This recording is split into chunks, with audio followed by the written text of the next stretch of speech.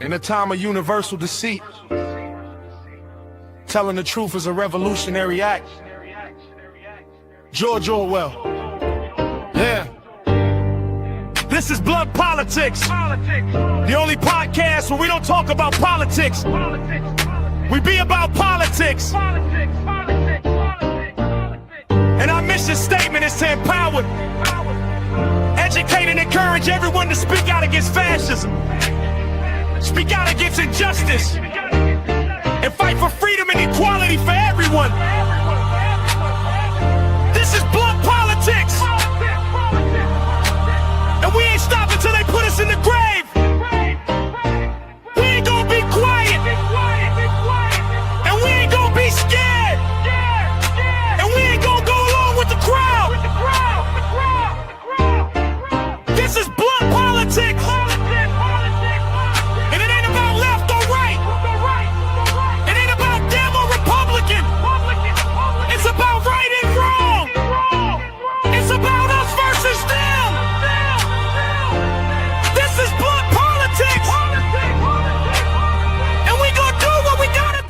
What is up, everybody? How's everybody doing? Welcome back. You guys feeling good? Feeling healthy today? Feeling feisty?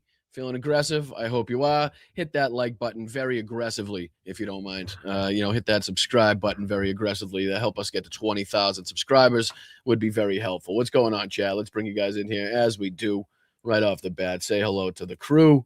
Say hello to the fam, the community we've built here. What's going on, guys? Everybody on Facebook, YouTube, Twitch. I was attempting to try to go live on Substack, but I would guarantee that I didn't do that correctly. So I'll have to figure out, exactly how to get that done, and maybe we could utilize that platform as well. Obviously, nothing hidden behind a paywall. Everything is free. So whichever platform you decide to utilize, we're going to be there for you. So what's up, Ian? What's going on, brother? What's up, Mr. Foss? What's going on, Gamer? What's up? What is that? Orville Orvililb. Thank you, Orvililb. Orvilibe. I appreciate you. Thank you so much. What's up, Nola? What's up, T? How are you? What's up, Forever Young? Like I said, thank you to everybody on Facebook, YouTube, Twitch, the whole 9 yards. Thank you to the mods. What's going on, mods? Thank you for being here. Lots to talk about, lots to discuss. What's up, William? What's up, Ellen? Flipper? What's going on, guys? Filter in, one and all. DPD, what's going on? What's up, Yakov? What's up, Sammy? Cheers to everybody watching from another country. Let me know where you're watching from in the chat there. If you're watching from somewhere outside of the United States, or, just let me know where you're watching inside of the United States. It's pretty cool. It's always good to see where people are watching from. But yeah, lots to talk about today. It is the 26th of February, 2026, and you're watching Blunt Politics. I'm Boston Brian. If you're just joining me for the first time, welcome. I appreciate you giving me the opportunity. I know time is the most valuable thing that you have in your bank right now, so I appreciate you donating a little bit to me. But we're going to be talking about a little bit of what's been taking place with ICE, another incident as far as a deadly accident in Newark, New Jersey, where ICE was basically chasing down a suspect in crowded, snowy, icy roads in crowded Newark. So we'll be taking a look at that news story. Let me see if I can throw these on your screen as well, so you guys can take a look at what I'm looking at. That way you guys can follow along a little bit more easily. So this stuff is great too. This whole story right here, because the right is absolutely imploding. Candace Owens once again has stirred up a hornet's nest over there on the right. She has dropped, I don't know what they're calling it, a docu-series, a documentary. It's titled The Bride of Charlie, and it is going after Erika Kirk in a pretty a pretty robust way, I'll say. Like, it's very highly edited and looks like it's very professionally done, I'll say. So there's a war taking place. Dan Bongino has absolutely lost his mind over this.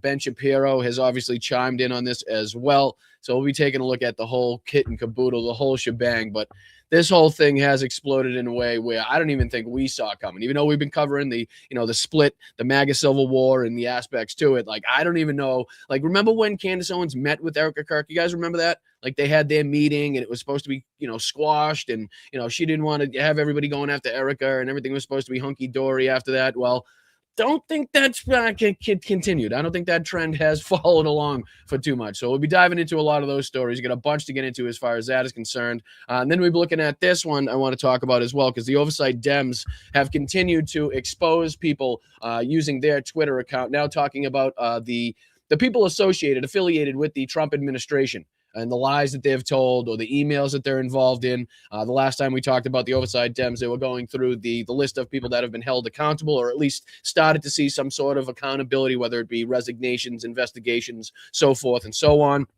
So we'll be taking a look at this list that they put together. And then obviously, as far as accountability and justice is concerned, we are seeing a little bit more of that with the chief executive of the World Economic Forum, Borg Brende, has announced his resignation following an investigation into his involvement and relationship with Epstein. There's a story here talking about North Korea and their nuclear capabilities and what they are trying to do. It's funny that, you don't hear Donald Trump and the Trump administration talking about North Korea and their nuclear arsenal, but they are more than willing to go along with talking about Iran and their nuclear capabilities, even though, they've been obliterated totally. They've been totally obliterated, but they're right back where we started, even though that's exactly what we said was going to happen. Remember when the reports were they may have set it back 6 months? What was it? They said it was 3 to 6 months or something like that. They set it back, and the Trump administration vehemently denied all of those allegations and said, nope, it was completely obliterated. Well, less than a year later, apparently they're knocking on the door again of having a nuclear arsenal, of having the biological and chemical agents necessary to build a whole fucking host of nuclear weapons to threaten the West and the world alike. So we'll be talking about that. It's funny that they're not speaking about this in the same way. And then obviously we'll be diving into, hopefully we leave enough time, some updates into Ukraine. This is the military show. Ukraine just outmaneuvered Putin in a victory that will be studied for 100 years. This is again talking about the retaking of territory, specifically in the southeastern region of Ukraine. So we'll be looking at, again, the successes and the accomplishments that we've seen recently, again, taking advantage of the communications nightmare, the communications blackout as far as Starlink and Telegram is concerned for the Russian military. But again, I want to keep a level head. I want to stay grounded. A lot of these videos tend to use very hyperbolic language as far as collapses, as far as different uses of different terms that may give you a false view of what's actually taking place. And I want to stay grounded because it's obviously good to see successes, but we need to be realistic in what we're going to see come from this and what could possibly come after this. So again, let's dive into first off, let's try to start off with some good news. So it looks like some good trending data, some good voting data is trending coming out of Texas. We have been talking about the ongoing special elections in the United States, in the different areas in the United States that have shown a remarkable uptick in Democrat votes, right? Whether it be, winning the election outright or, again, just kind of flipping the script where we're gaining 40, 30, 45, maybe up to 50 points in the election from where we were in the last time that an election was held in that area. So that trend seems like it's going to continue here because, as Harry Enton points out on CNN, they're talking about what it looks like in the early signs of Texas shifting from red to blue. And at least, and again, let's not get ahead of ourselves in this regard, but it does look like that a lot more people are picking up the blue ballot in this instance than previously seen in this area. So let's dive into this clip real quick. And again, this is Harry Enton on CNN talking about the good voting trends coming out of Texas that we're seeing going into, again, the election here. So let's take a look. Something is going on in Texas. Primaries are March 3rd. That's next week. There is a really interesting phenomenon happening, though, among who is voting. Let's get to CNN chief data analyst Harry Enton. We're not even exactly talking about the candidates here, which is why it might be even more important. No, mind blown, to quote the show Blossom, Joey. Whoa. I mean, look at this. Okay, share of Texas midterm primary ballots at this point in the cycle cast in Democratic primaries or Republican primaries. In 2022, the last midterm, overwhelmingly, the votes were being cast in Republican primaries, 62%. But look at what's going on now in the 2026 cycle. More votes are being cast on the Democratic side. What a shift from where we were 4 years ago at this point. More people in Texas picking up the Democratic ballot. More Democrats are voting in Texas than Republicans. I mean, how unusual is that? Just how unusual. Well, you see the massive shift from 2022. But look at history. Go all the way back. When was the last time that more people actually picked up a Democratic ballot, cast a ballot in a Democratic primary in Texas in the midterm? You have to go all the way back to 2002. I mean, come on. We're talking about, we're talking about a substantial time here. You know what I mean? That's not 2016. That's not 2018. That's not 2020. I mean, we're talking about 2022, 24 years ago at this point, the last time that we've seen anything like this take place. So again, just talking about the trend that continues with not only people willing to get out and the passion to get out and vote and the will to get out and vote, but also who they're casting their vote for and who they're casting their vote against in these instances. And we've talked about Georgia, Mississippi, the votes in California, in different areas of the country that you wouldn't necessarily think. I know the California vote you could probably take out of that equation, but the Mississippi, the Georgia areas, and others around the country that don't typically trend this way, don't typically lean the way that we're seeing, the way that the special elections went, or at least the voting patterns turned out in those areas. And this looks like it's continuing here.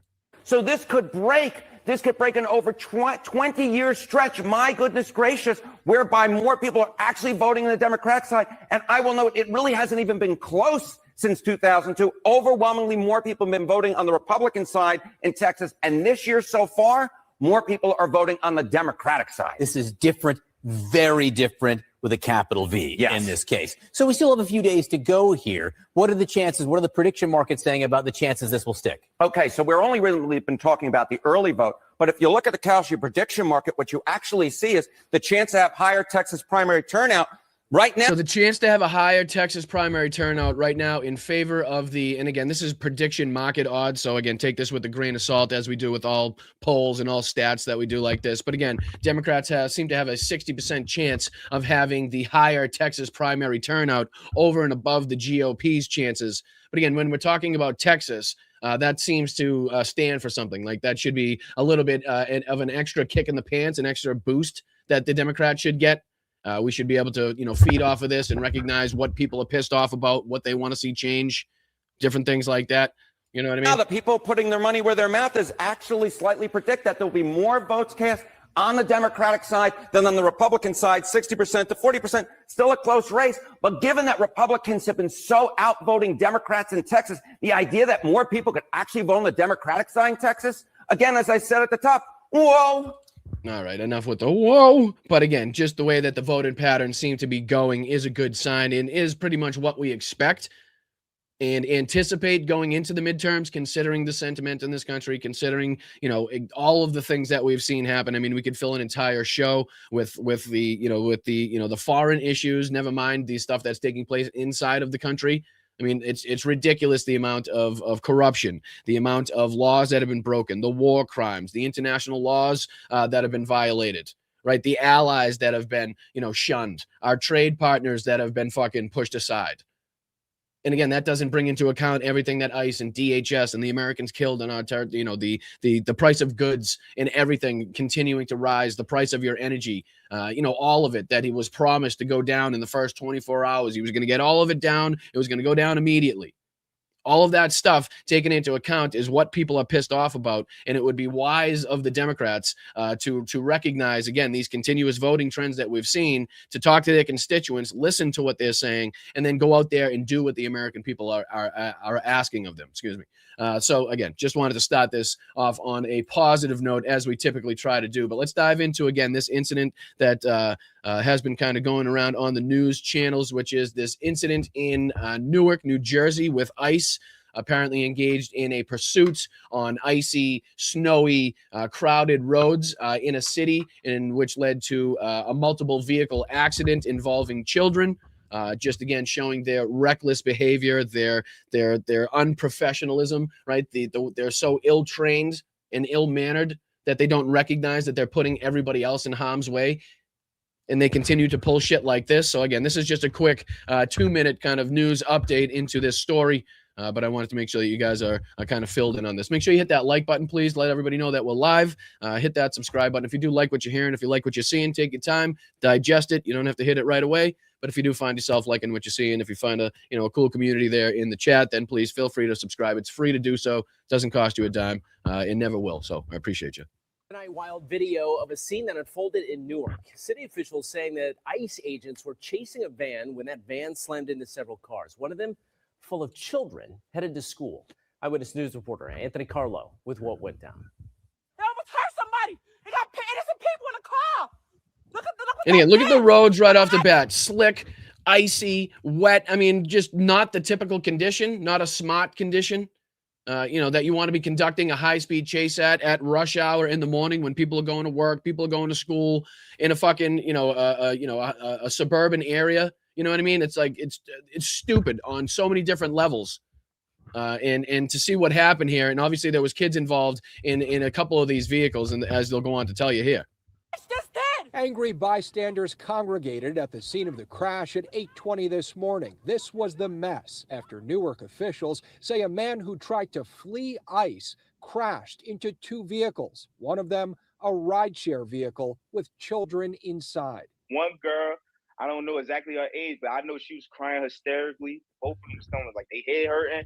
And the little boy, I don't know what happened to his foot, but he was limping the whole time. Shamad Davis witnessed the chaos at Clinton and Shanley Avenues. The two 15-year-olds. I mean, look how many vehicles are involved. It looks like 3 right there, 4. I don't know if these vehicles over here are involved, but it looks like at least 4 vehicles that I'm seeing. 12-year-old had nothing to do with the ICE operation, but became collateral damage when the car they were in was hit by a van wanted by ICE. They did wrong too, because you can't chase him. If you chase him, because you chasing him is the reason why he even said, "Oh, I'm gonna floor it more." Just hours after, putting the other people in public at risk of this. And again, I don't know what the specific rules, policies, and procedures are for high-speed pursuits, and I don't know if they take into account, weather conditions, road conditions, what the guy's actually wanted for or perceived to have done. You know what I mean? But I can guarantee you that at rush hour at 8 a.m. in the morning, when kids are going to school, people are going to work, after a big fucking snowstorm, right? When the roads are slick, icy, and wet, not the best time to be, conducting a high-speed chase through a city area, a very well built-up area. It's fucking stupid and continues to show the lack of training, which we showed yesterday, the whistleblower that was speaking in front of Congress, who testified to the fact that, the training hours have been cut. You basically can't fail out of the academy. There's nothing that you can do wrong. It doesn't matter how bad you fuck up. Doesn't matter if you pull a gun on one of your other trainees, which he also said was taking place inside of there. You can't fail. You can't be sent home. Everybody gets a gun. Everybody gets a badge. Everybody gets their body on them to go out and start harassing the American people. Right. And again, it leads to shit like this. It leads to the death of Alex Preddy. It leads to the death of Renee Good. It leads to the death of other individuals. It leads to the harm of other individuals. Right.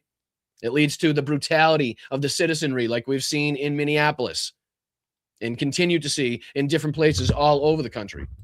That mayhem unfolded, the mayor of Newark tonight signing an executive order intended to make it a lot more difficult for ICE to carry out enforcement operations in the city of Newark. Good.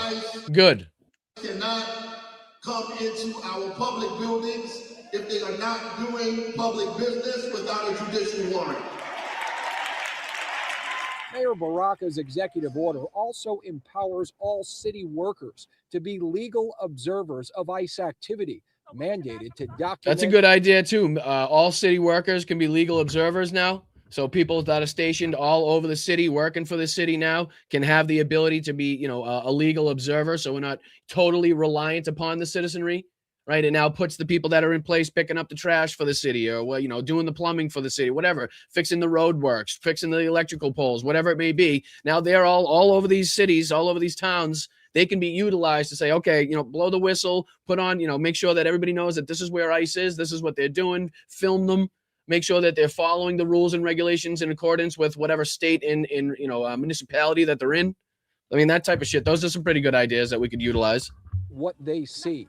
I didn't touch you. I did not touch you. I just need the badge number. Just as bystanders did. Yeah, and these are some of the viral videos going around of some of the residents that saw everything, going out there and questioning the ICE agents and asking them for badge numbers and names and stuff. And of course, getting absolutely nothing in response. No information, no identification, no nothing in response. All they could see was, from the videos that I saw, was whoever was in charge basically making sure that the ICE agents didn't get provoked and didn't react in a violent way. Like you can still see that even the leaders of these squads here, when they're all stuck in this situation because the car just got wrecked, because they all fucked up in this situation, that they're all sitting around and they can't even control their anger in this moment. Like you can see the guy, the leader, trying to control them and saying, hey, don't talk to them or don't look at them. You know, the people recording and filming and asking for identification. And you can see these people pulling out their bit, you know, the pepper spray, ready to spray everybody. Like they just couldn't fucking wait for the things to kick off. Right. So again, just to keep everybody updated on the ongoing, malpractice that we've seen going on around this country from ICE agents, from DHS. We've seen it continue here with the ill-trained, unprofessional agents that conducted a high-speed chase at 8 a.m. at rush hour on snowy, wet, icy roads. And again, putting kids directly in danger, putting the public directly in danger, and causing more harm.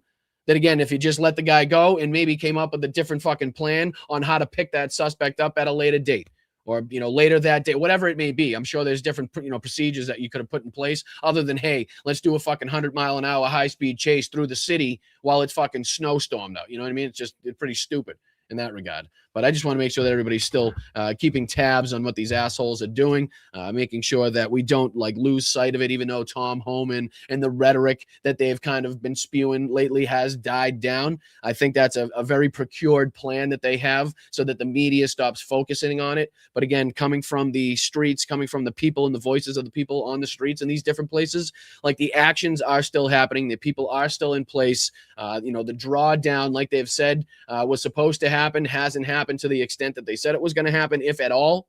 So we need to be keeping an eye on these sons of bitches at all times. As I say, hashtag film and follow anytime you see them. If you can, if it doesn't disrupt your day and you do have the ability to do so, you're a patriot for doing it. All right, let's hop on to, I don't know, this might be the topic of the day, ladies and gentlemen. This may very well be the topic of the day because boy, does this get spicy. I doubt we're going to have enough time to cover it all because we do have a lot to get into.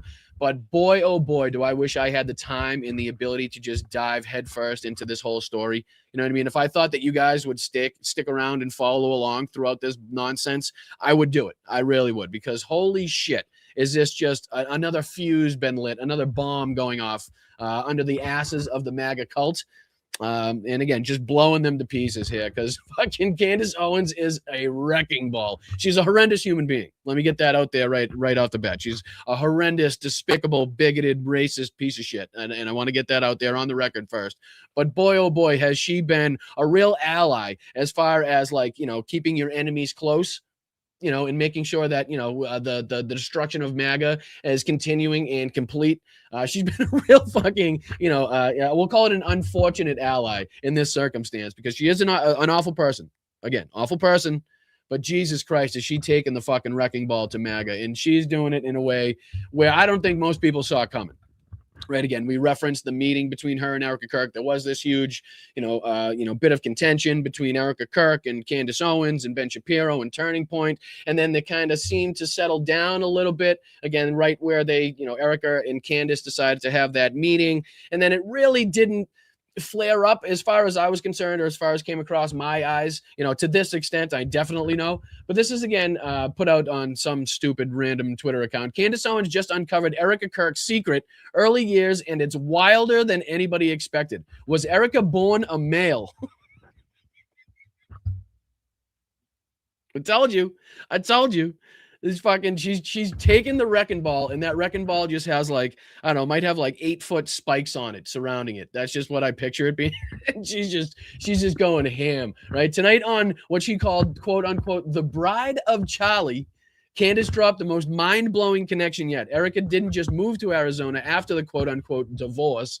She attended an ultra-elite, ultra-weird charter school called Tesseract.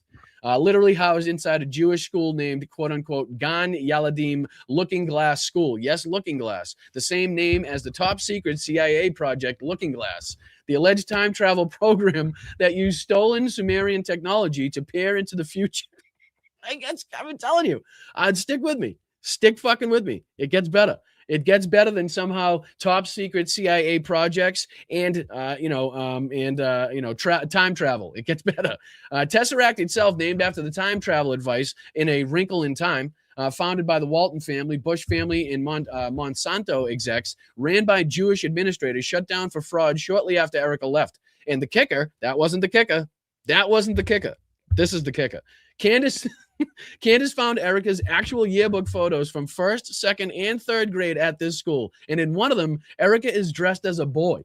Full boy's outfit, short hair, posing like one of the guys. Candace's reaction says it all. They were freaking out when I talked about Project Looking Glass. Meanwhile, Erika was literally going to Looking Glass school. Is this why Erika's backstory has so many holes? Why the family tree doesn't add up? Why she's been caught lying about the basic facts? Or is something darker going on? The quote-unquote grieving widow narrative just got obliterated again. The series is exposing everything they tried to bury. Watch the full clip right now. Your jaw will hit the floor. Drop an emoji, yada, yada, yada, if you bullshit. But here's just here are the pictures that they're referencing, right? So there's supposedly Erika Kirk in her, I don't know if they said 1st, 2nd, 3rd grade pictures, where apparently they think this is dressed as a boy. This looks highly fucking photoshopped on the right, if I do say so myself. And the ones on the left, if they're real, just look like, I don't know. I'm like, who knows? They look like any regular picture. But that's not why we're here, ladies and gentlemen. That's not why we're here. We're here for the real juice. We're here for the real tea. Okay, and Candace gives us the real tea. And let me see, there's a bunch of these that I want to bring up. Yeah, here's her actual post that Candace put out herself. Bride of Charlie, episode 1, A Wrinkle in Time. And it's an hour and 4 minutes long. Had currently at 1.6 million views. And then she's got this. We'll be back on Wednesday, which is a short clip that we have to dive into, which is just all of this is wild to me. It really is. It really is. It's glorious and wild at the same time. And then we got things like this, which is pretty much exposing the right for having, you know how we always talked about the right having put out memos in the morning, right? We always it seems like they're always saying the same shit. They always have the same talking points. It's like they get a memo in the morning of the bullshit that they're supposed to say. Well, looks like the right is now trying to out themselves, because here's kind of like an email linked to a lot of the rhetoric that are now coming from a lot of the high-profile right-wing commentators, and they're all saying the same thing. Basically, it went out and said, you're supposed to call Candace evil and yada, yada, yada. And then they got here on the right-hand side, you can see the different people, Kat Turd, Graham Allen, Gunther Eagleman, Dan Bongino, Laura Loomer, Ben Shapiro, and basically all of them having said very similar, if not the exact same thing, almost verbatim from what the memo says to say. So, all right, let's dive into just a quick clip of what we're discussing here, which is this one. And this is, again, what Candace Owens put out there. There is a very strange... Might have been a day or two ago, if not yesterday. But check this out. Check this out.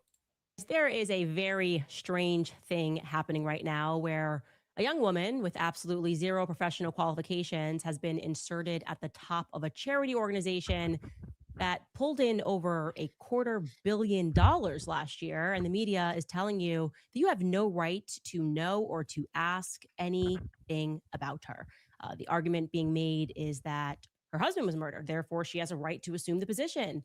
And despite the fact that Turning Point USA is a literal charity, and therefore it's not even have to pay tax on that $250 million+ or pay tax on the alleged future billions. So she's coming for Erika and Turning Points at this point, it seems like. You know what I mean? Like, she's coming for the whole thing. Like, she wants it all. And she goes on here to talk about different aspects of, like, what Erika has been, kind of involved in. And then obviously going into the background. Roll up your sleeves and get the vaccine again, dopes. Tyler Robinson did it. Erika Kirk is grieving. Please allow her to do so in the privacy of the $1 billion charity that she took over. Remember when they did the 6 feet social distancing thing? They cast that spell. Let your granddad die alone in the hospital if you desire to see your grandma. These people are all whacked out. They are all so whacked out at this point, and that's exactly why we continue to see, I do believe, the voting trends in this country. Seriously. Like, remember how, I forget when the first time I talked about it, but I said this leaves a substantial amount of open territory, open room, where these assholes who used to be in lockstep, right? The Ben Shapiros, the Candace Owens, the Laura Loomers, the Kat Turds, the fucking Dan Bonginos, all of these freaks, right? They were all in lockstep with their messaging, and it was all hammering Democrats. It was all lying about Democrats or Democrats' policies or Democrat beliefs or going after trans people or going after gay people, whatever it may be, right? But that's when they were at their most effective. Like that's when they had their most ability, like the best ability for them to affect change and to, again, propagandize the people that they want to vote against the Democrats. But they're now focused solely on themselves and the infighting. Like Ben Shapiro's making videos about Candace Owens. Candace Owens is making videos about Erika Kirk. Erika Kirk's out there trying to exploit all of the MAGA base to rake in billions for the Turning Point, fund, or the Turning Point fucking foundation there. And it's just going in one big circle. Dan Bongino's then referencing Candace Owens. And then somebody has to reference Dan Bongino. Like, you know what I mean? So it's just this one big echo chamber now. And none of it has to do with politics today. None of it has to do with the Epstein files. None of it has to do with the cost of living, affordability, the cost of energy, the cost of goods, the cost of groceries. None of it, right? So where they used to be hammering upon the lies that they used to tell day in and day out, which again is a propaganda tactic. The more you lie to people, the more you repeat the lie, right? Without it being called, without having it called out, the more likely they are to believe that bullshit. So that's when they're the most effective, where they can get on every single day and lie about, whatever, like I said, whatever the Democrats are doing, or, the state of the union at this point when the fucking Republicans are in charge. But they're not getting the opportunity to do that because they have to talk about this shit. And again, that's giving us the road. That's giving us the ability, the open airwaves, right? And people fleeing this type of bullshit. And there are people fleeing this bullshit. Some people are getting wrapped up in it, and a lot are. But there are the people that, we're on the outskirts somehow of the MAGA cult that have definitely walked away from both of these fucking angles, both of these aspects, and people that, again, still can be fucking persuaded, that still can be fucking, got to be on our side at this point in time. And they're not doing anything to do it. And you can see the anger of the American people, the way that they're voting in the special elections, like we just talked about in Texas as well, as far as the trend going on there. And I think it directly is in relation to the propaganda arm, the propaganda wing of the Republican Party not functioning as a propaganda arm. Like they're now not doing their job to get across all the lies and bullshit that the Republican Party wants you to fucking believe. And they're infighting, and they're focused on, the death of Charlie Kirk and, whatever Candace Owens is saying here. You know what I mean? It's because you're a demon. And again, this one's even better, I think. This is the one this is a quick one too. This is less than 2 minutes long, so we don't have to dive into too much of it. But this is another video that Candace Owens put out here. Let's check this shit out. President Trump says that Kirk has died at building after being shot at Utah Valley University. The great and even legendary Charlie Kirk is... And you're like, oh, okay, it's just like a memorial. It's just like a remembrance video for Charlie Kirk, right? Nope. Dead. The cries of this widow will echo around the world like a battle cry. I didn't even get to give him a kiss goodbye. That young man, I forgive him. Take your time. Erika Kirk has been named the new CEO of Turning Point. It's literally an Erika Kirk hit video. It's literally a fucking, like if she was running for office, this would be like the opposition video to Erika Kirk. Like this is what would be like her opponent would make a video against Erika Kirk so that people didn't vote for her. So you're like, oh, it starts off as like remembering. No, it's going on to really fucking bash Erika. That's all it's made for. USA. My husband's dead. Like, I'm not trying to be morbid, but he's dead. It's weird to say excited. Describes her husband's funeral as the event of the century.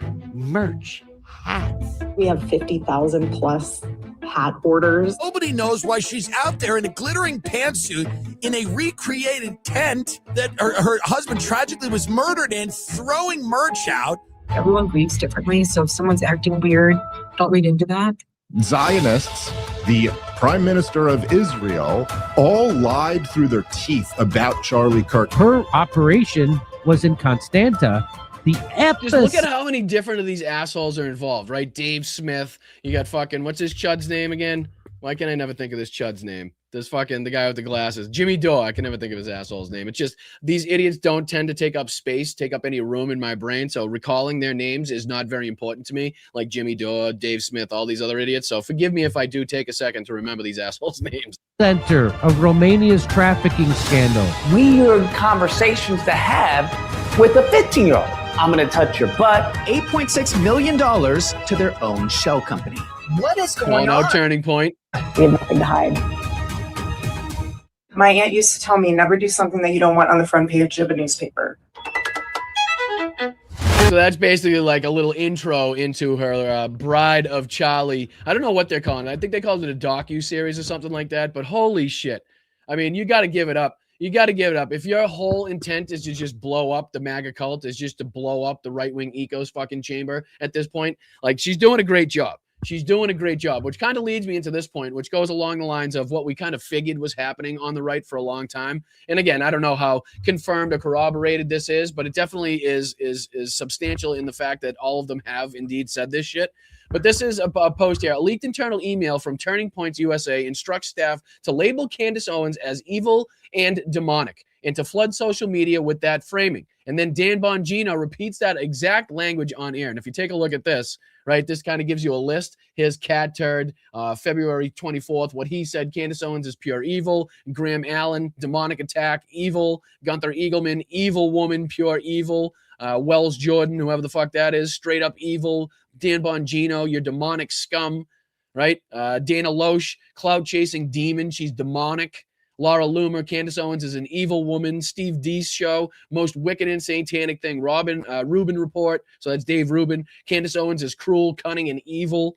Ben Shapiro, real Candace Owens is evil. You know what I mean? So it's like you can see going down the line how they get their talking points, they get their memos, right? They get their emails in their inboxes, and then they all hop to it like a good soldier, right? They like a good fucking propaganda soldier they are. They got to hop in there and use that exact language that they were told to use by Turning Points here. You know what I mean? A similar way that we know that this entire propaganda ecosphere used to operate, you know, by getting different fucking memos from politicians, different memos from, Republican donors, whatever it means. And this was supposedly the memo or email that was found there. This isn't journalism. This is pure evil, demonic slander against a widow. This is demonic. This is basically talking points that you can use verbatim or close variations, right? So use demonic or evil in this way or that way or some variation of it. You know, so basically telling you kind of how to respond to this, how to conduct your social media accounts to combat, the docu-series put out by Candace Owens. But that leads me to these people, okay? Because this gets even more beautiful. It gets even more beautiful because when you start to dig into these people and like the emotional fucking display in the theater that they're putting on here, is pretty good because Dan Bongino absolutely breaks down, like to the point of near tears. And again, as an emotional guy myself, not calling him out for that. But again, if you're going to be crying over Candace fucking Owens, I mean, at least we're talking about some really difficult issues here. In some substantial circumstances that, again, either brought upon by people in the chat that are going through some things that I feel for them or things that I'm going through or that we go through ourselves together, right? So, again, certain aspects are kind of like, okay, I can understand that, but not so much the whole Candace Owens, Erika Kirk thing. But this is, again, a quick video of Dan Bongino freaking the frig out on Candace Owens, calling her, again, evil, demonic, all this bullshit that he got down from the Turning Points memo, I'm sure. Check this out. Erika didn't choose this, man.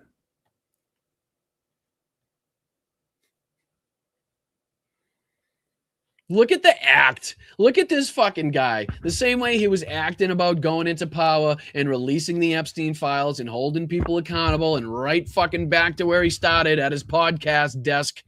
Not that there's anything wrong with the podcast desk, but you know what I mean? I never told anybody I was going to get into office, actually do that, and then do absolutely nothing that I promised the people listening to the show that I would do, right? So again, big difference between Dan Bongino and I. But here he is once again putting on a fucking performative masterclass here, getting people to think that he actually cares about this because he got a memo, because he got a talking point that he has to come out with. Listen.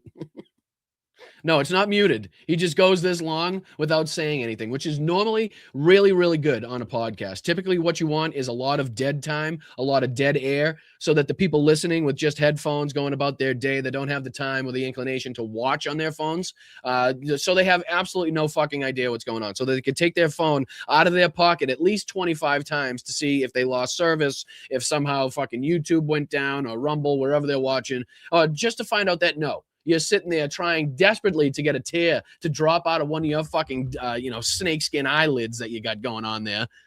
But you can't do it So again, just as somebody that's been in this podcast space for not all that long, I would just say dead air, dead time, dead space, not something that you want to typically have. But a lot of it happens here. She didn't choose this. Imagine sitting there in your house. This isn't slowed down. I don't know if he's on fucking barbiturates. I don't know what he's on, right? I don't know what's going on. If he's on, like, if he sat on a horse tranquilizer, if he got a dart in the neck, I don't know what's happening here. But this is dead time that they actually aired on this video.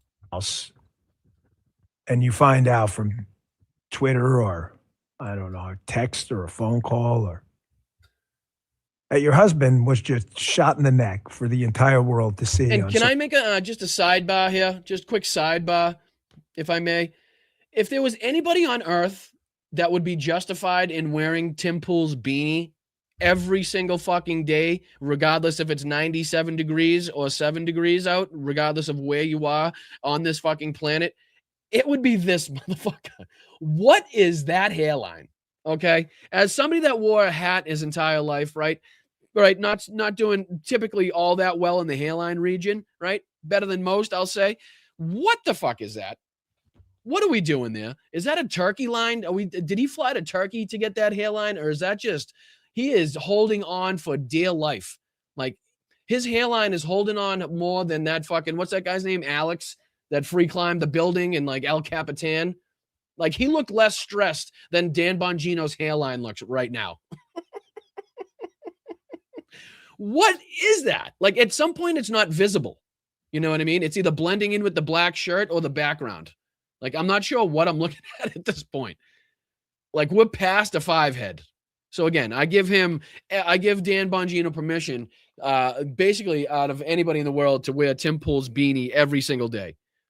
And I'm gonna guess that Tim Pool looks something like that if he were to take it off. Social media at a public event. Squeeze it out. Squeeze a tear out. Squeeze one out. Squeeze it out. I can't imagine that. No, I know you can't either. No. Then you got to go through this. Yeah. Tell them. And you got a bunch of absolute fucking lunatics. There you go. Let them have it. Sending her emails. Oh. You did it. Comment. Don't you whisper to me. And tweets. Fuck you. Oh. Fuck. No, fuck you. You. No, fuck you. Fuck you. No, go fuck you. Fuck yourself. No, you go fuck yourself. You demonic fucking scum.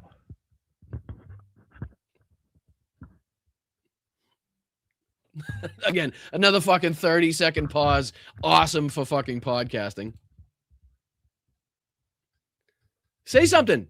For as much as I hate what just happened, I wish ill on no one, and everyone should restrain their emotions. And again, we don't have to watch the whole thing. I think the end of it's pretty good here, too. I can think of no other New York way to say it than fuck you, motherfuckers. You deserve to feel the little licks of the flames of hell on every inch of your body. I'm sorry. Didn't we just actually play a part in this same video where you said violence isn't the answer? Where you don't wish bad or ill upon anybody, but somehow you wish the flames of hell would lick them in the ass? I'm not sure if that's how it works. I'm not quite sure. That's what it feels like. Fuck you. No, fuck you. If there's an afterlife, and I believe there is. I believe in the second creation. I don't pretend to be the judge and jury, but I know you're not in it. Oh, I just love it. The breakdown of these people is just something I will revel in for quite some time, right? After all the bullshit they've put us through, right? The lies, the fucking nonsense, the fucking jumping through hoops and defending pedophiles and covering up for child sex trafficking rings. Like, to revel in their breakdowns every now and again is, I don't think, too much to ask for. I really don't. And speaking of breakdowns, here's Ben Shapiro's response to the whole thing. Here's just we'll just play the first minute or two of it again. This is about a 10-minute response to Candace Owens, in which they're saying basically the exact same thing that Dan Bongino said. It's all pure evil. She's demonic, yada, yada, yada. But again, just the first minute or two of Ben Shapiro Ben Shapiro, who again was standing up here kicking the living shit out of Nazis, one time said Ben Shapiro. I swear, I got it. I got to drop that. I'm standing up here bashing the living shit out of Nazis.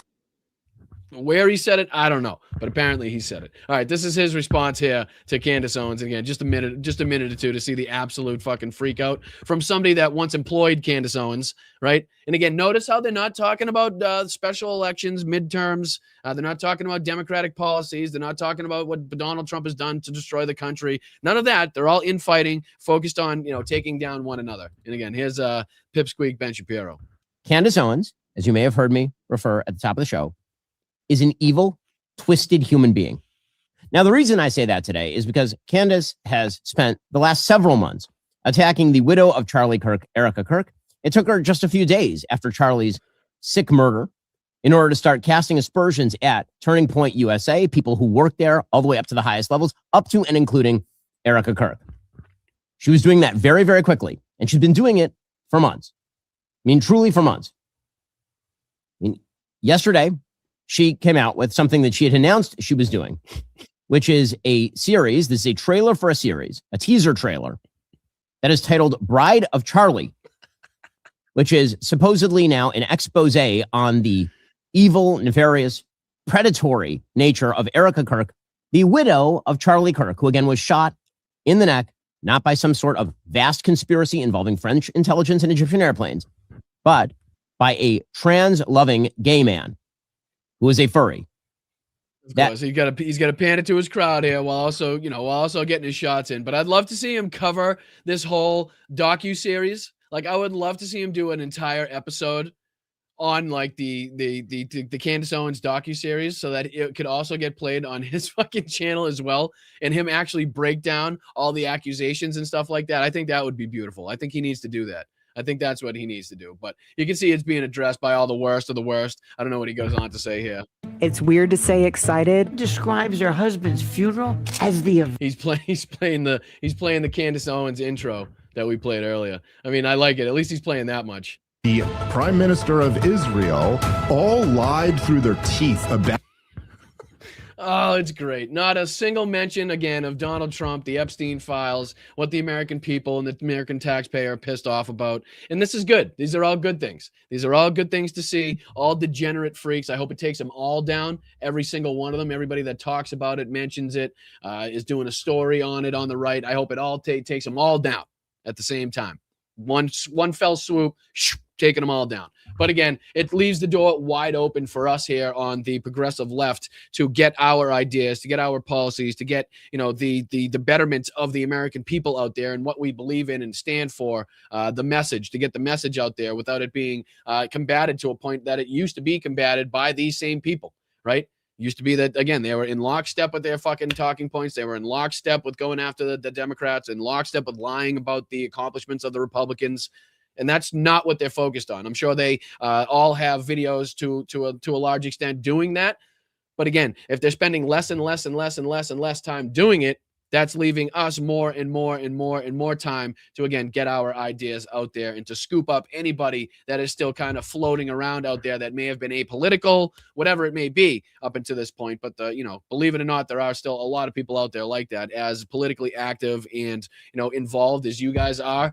We can't assume that everybody is as knowledgeable or is like, kind of caught up to speed as to what's going on. You know what I mean? So again, it's frustrating at some points to kind of have to fill people in, but we got to make sure that we do our best to make sure that everybody is kind of up to speed on what's taking place with things like this, as I put on your screen, which is, again, the oversight Dems have put out. The Epstein files exposed hundreds of mentions of rich, powerful people who are close with Epstein. These include President Trump, his closest allies, and appointees, which we've all known. They're putting this out to make sure that everybody else knows. So they say, here's what we know. Oversight Dems, Howard Lutnick. Of course, we know that he was is the Secretary of Commerce. He was Epstein's next door neighbor in New York City. Previously, he said he had barely interacted with Epstein, but the files now show that he visited Epstein's Island in 2012, and Epstein donated $50,000 to a 2017 fundraiser in Lutnick's honor. When questioned about by Senate Democrats, Lutnick admitted that he too visited the island, but could not answer questions about the Lutnick nanny, whose resume was sent to Epstein in 2013. And here are the files, or at least a couple of the files that they used to associate and affiliate Howard Lutnick to these files. And of course, how close he is with Donald Trump. Second one being obviously RFK Jr., the health secretary, where RFK was a guest on Jeffrey Epstein's plane in 1994. And according to an email in the files, went fossil hunting with Epstein. Who knows what came from that? But again, the affiliation and association is very clear. And I don't think that RFK has ever denied it. I think he's been very clear that he was friends with and on the plane, but again, denies any fucking involvement in wrongdoing, as they all do. Third one being Mehmet Oz, administrator for the Centers of Medicare and Medicaid. Emails show that Dr. Oz and his wife previously invited Jeffrey Epstein to a Valentine's celebration in 2016. This is the Daily Beast article. Yet another Trump goon is busted having ties to pervert Epstein. Dr. Oz on the right. February 1st, 2016, Epstein received an email from Mehmet and Lisa Oz that carried the subject line, Mehmet and Lisa Oz's Valentine's celebration. The body of the email appeared to be a link to a virtual invitation sent via paperless post platform. The address for the party was Oz's 10-bedroom oceanside mansion in Palm Beach, Florida. That's, again, where they all used to congregate. So, again, putting him directly in the path of this fucking investigation, or what should be an investigation. John Phelan, Navy Secretary Phelan, was a guest on Epstein's plane multiple times, according to newly released files. In one instance, he flew with Jean-Luc Brunel, who I'm sure you're all familiar with in his fucking crimes, a known abuser and close Epstein associate who was charged with the rape of minors. This is, again, exclusive. Navy Secretary John Phelan listed as passenger on Jeffrey Epstein's private plane in 2006. You can see his name here just in between the handshake and the big smiles between Donald Trump and John.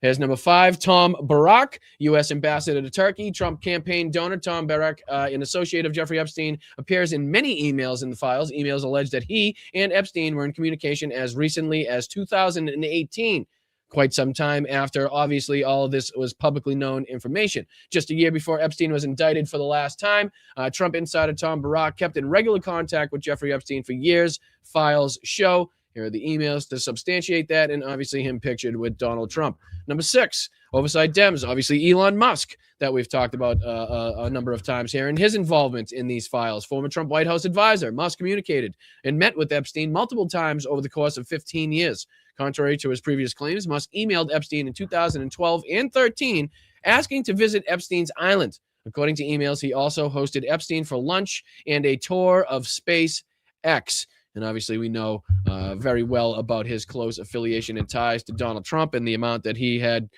donated to the campaign.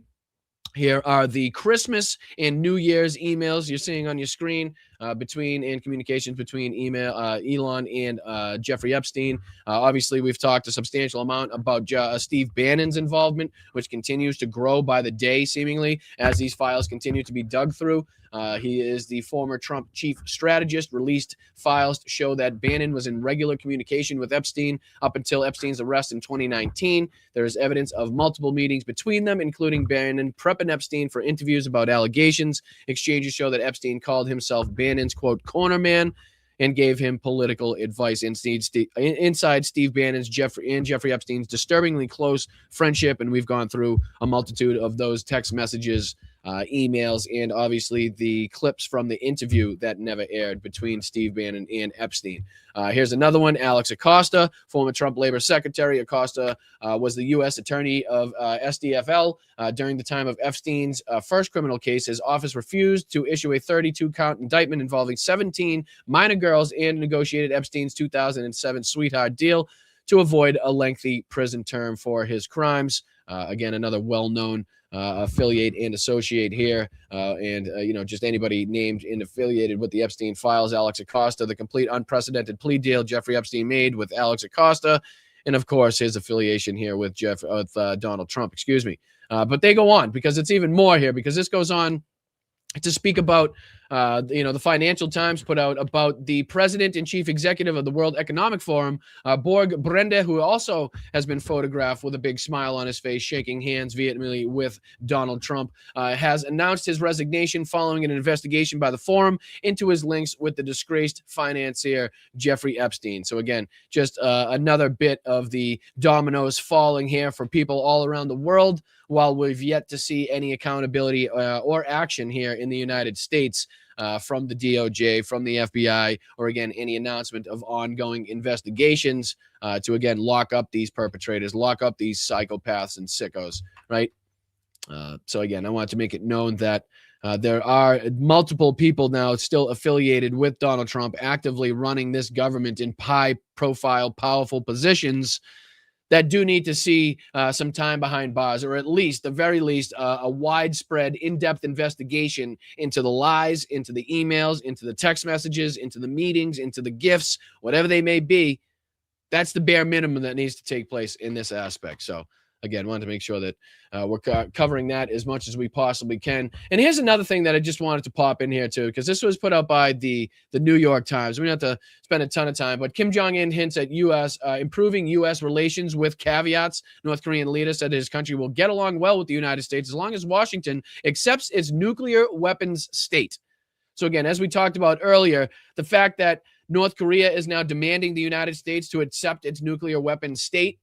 At the same time, we're talking about going to war with Iran over what was supposedly an obliterated nuclear capabilities program.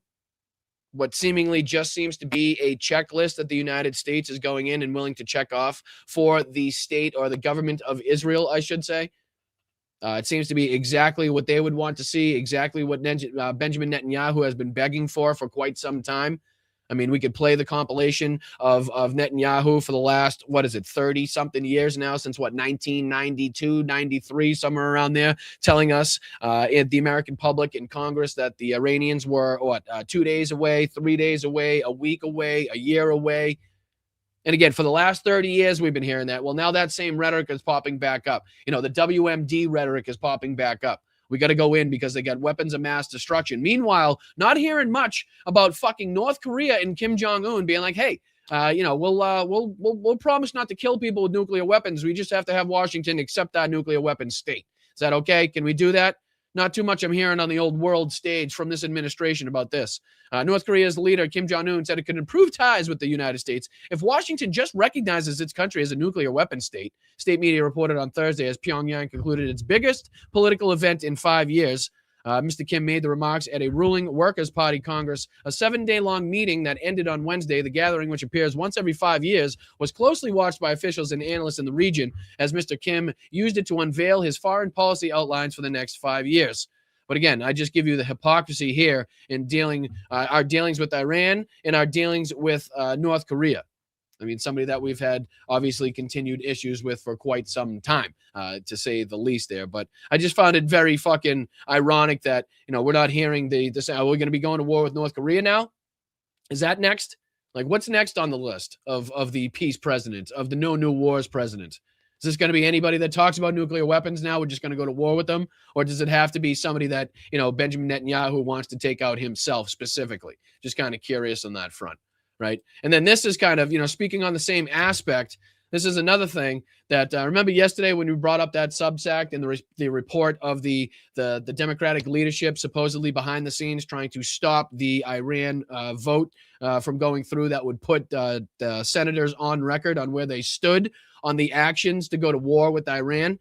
Well, this is the Substack that I dove into a little bit more. And it seems to me that a lot of this information is coming from the aides directly. Which again have probably the most knowledge, the most insider knowledge into what's been going on, considering they are the ones passing along the emails, passing along the notes, making the phone calls, this, that, and the other third, making, setting up the appointments and the meetings and stuff like that. So it says Democratic leadership and senior aides are working to blunt momentum for a vote on the Kana Massi Iran War Powers Resolution. Let me see if I can just make this a little bigger. We're not going to dive into all of this, just a couple paragraphs. And again, just kind of to call it out as being just a horrendous show of leadership in this case. And again, this is paired with the recent statements by Chuck Schumer coming out And instead of totally denouncing Donald Trump's actions, totally denouncing war with Iran, just basically saying, well, Donald Trump needs to tell the American people and sell his case. All he's got to do is sell his case to the American people and we'll be all set. No, fuck you, Chuck. How about a no? We stand against this. We are firmly 1,000% against this. He is a fascist dictator who has killed American citizens on the streets. We are not going to fucking trust him to go to war with the nuclear state. We are not going to trust him to go to war with fucking anybody. I wouldn't trust him to go to war with a fucking cheeseburger at this point. So we're not all of a sudden make it seem like, okay, he's a legitimate leader and let him just get his points across. You know, maybe he does have some good points on how we can turn Tehran into glass. You know what I mean? Like, what the fuck are we talking about here at this point? So it says House Foreign Affairs Committee Democrats have been working behind the scenes to try to prevent a vote on Reps Ro Khanna and Thomas Massey's Iran War Powers resolution. A top Democratic HFAC staffer, multiple sources with direct knowledge tell me, deliberately inflated projections of opposition to the bipartisan measure, warning of 20 to 40 Democrats' defections as a part of the broader effort to dampen momentum and prevent the Iran Wars Powers vote from advancing. Which is funny because we heard yesterday from John Fetterman on with Newsmax that he's pretty sure he's the only Democrat that would vote against it. So using the fact that they don't have a broad coalition or the projections of opposition to this doesn't really make sense in this. And because we want to do this before we go to fucking war, before the military action kicks off, so we can have it on record beforehand. Doesn't do much fucking good afterwards when people can just see the scoreboard and see what took place and then kind of go about their feelings. We want to know how people are going to vote on this, what they believe, what their feelings are before this happens. So to delay this in any way would be just an egregious fucking use of power right now, in my belief, right? And then it goes on to say the postponement comes after the Trump administration accelerates preparations for an unauthorized military action, overseeing the largest U.S. military buildup in the region in years. Khanna and Massey argue that Congress must weigh in before, not after, the U.S. is pulled into another regime change war in the Middle East. Their resolution would require explicit congressional authorization for any military action against Iran, a vote that would come before, that could become one of the most consequential foreign policy decisions in recent congressional history. And again, if we get drawn into a 20, 30, 40-year war, whatever the fuck, when we look back on this moment, we want to be able to put and look at a record of people that said, I do not stand for this, I do not vote for this, and the people that were fucking gung-ho, bloodthirsty, ready for war. And that's exactly what's trying to take place. So again, to use the excuses here, it says here, leadership rarely comes out and says that they oppose these votes outright, but because they know the underlying issue is popular with the base, said the staffer who works on foreign policy. Instead, you see process concerns, timing objections, and caucus unity arguments to slow things down or keep members off the record. We've seen the same approach on past war powers votes and foreign policy amendments that clash with the national security elite consensus. And again, as mentioned down here, the preferred outcome of many AIPAC-aligned Senate Democrats, including, according to a senior foreign policy aide to Senate Democratic leader Chuck Schumer, is that Trump acts unilaterally, weakening Iran while absorbing the domestic backlash ahead of midterms. You can see it right here. The preferred outcome of many AIPAC-aligned Senate Democrats, according to a senior foreign policy aide to Senate Democrat leader Chuck Schumer, is that Trump acts unilaterally, weakening Iran while absorbing the domestic backlash ahead of midterms, right? And that brings me into this little doohickey here, right? And this is Schumer's statement. I don't know if it's from last night, today, or the night before, but this is him basically saying that Trump needs to come out and make his own case for this. He's not standing against it. He wants to make his own case. And this was a video posted here. Chuck Schumer and Hakeem Jeffries are working behind the scenes to prevent the vote. A lot of what we were talking about in that Substack here. And again, this is, I think, apt criticism of a lack of leadership here. And again, in action that could lead to the deaths of hundreds, if not thousands, of U.S. service military men and women that is being conducted illegally, that should not have ever been allowed to fucking happen in the first place, that is being conducted by an authoritarian fascist fucking government that is the most corrupt government on the planet, that is now engaged in the biggest cover-up of child sex trafficking crimes in history. Okay, so this isn't something where we're gonna be like, okay, everywhere else he's a fucking lunatic, everywhere else he's a liar, he's a cheat, he's a thief. But in this instance, let him come out and make his own case for why we should fucking take and make Iran into glass. You know what I mean? So again, we don't have to watch this all and check this out, but there's a few instances in there where some good points are made. You may disagree with some of it, you may disagree with a lot of it, but I do believe that some important points are made in this.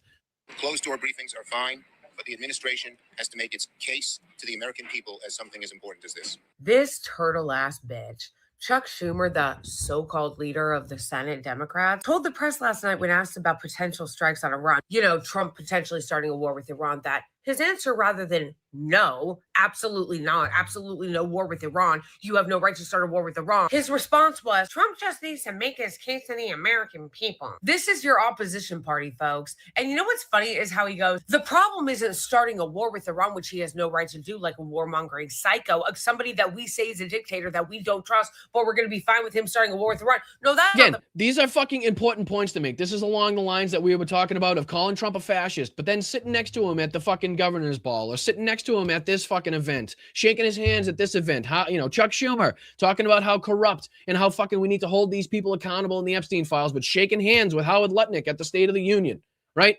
I mean, what are we doing here at this time? You're giving off mixed signals. You're giving off mixed emotions to people where you're calling the guy a fascist, rightly so. Absolutely rightly so. But also, on the other hand, being like, well, let him just make his case on why we should bomb Iran. Maybe he'll understand and agree with what he's saying. No, fuck off, Chuck. How about that? Stick it up your tailpipe, Chuck. How about that? How about you come out in defense of what the American people don't want to see happen? They want to see their fucking, their sisters, their brothers, their nieces, their nephews, their fathers, their mothers, their uncles, their fucking aunts be sent into Iran to get shot down by Iranian air defenses for Donald Trump's fucking ridiculous campaign that he's trying to appease Benjamin Netanyahu with, right? Where he's now congregated and put so many fucking forces in this area trying to pressure negotiations that he's now forced himself into having to act, right? If he doesn't get what he said he was going to get, he has to now act or he looks like a fucking chump. So he's now forced himself into this situation. He's been fucking prepped by his military generals there on what this may look like. It could be a prolonged fucking war. We definitely can't, account for the protection of our service members like we did in Caracas. So that's putting more of them at danger. We have to fly longer distances. We have to go through much heavier air defense systems, right? I mean, these are all things that are put into place right now. And Chuck Schumer, it seems like he just wants you to hear out Donald Trump. He just wants you to hear out what Trump has to say about this because maybe it aligns with his AIPAC funders, his AIPAC donors, and what they want to see happen. You see how that fucking happens? You see how that works? You see how you think, oh, well, they're on our side. They love the leadership. Yeah. You see how it fucking, when it comes down, when it boils down to brass tacks, how they're affected by the donors fucking, that they get in the background. And again, there's a portion in here. Let me see. Again, we don't have to dive into the whole thing, but yeah, here's a good portion of it here. Support. Let me throw this on the screen. Here, check this out. Trump, the same president that they say is an imperial president, the same president that they say is a threat to democracy, is trying to steal the midterms, is a dictator, is a fascist, that same president that they're saying that we should all be so scared of, they are actively working behind the scenes to give him more power because that is exactly what this is. It is Congress that has the power to declare war. And Kana and Massey are trying to get a vote to get them on the record, just like they all were for the Iraq War and it haunted them for years. Are you going to support this president taking us to a regime change war with Iran where a bunch of Americans are going to likely die for the Israeli regime's regime change war? Because let's just be clear. Again, let me know where she's wrong. Again, if you have any fucking, dissension to anything being said here, let me know in the chat where she's wrong so far. Who this is on behalf of. And they're working behind the scenes. And again, look at the track APACs here. Hakeem Jeffries, $1.741 million, right? Chuck Schumer, $1.727 million from AIPAC affiliated lobbies. Received from the pro-Israeli lobby, received from the pro-Israeli lobby.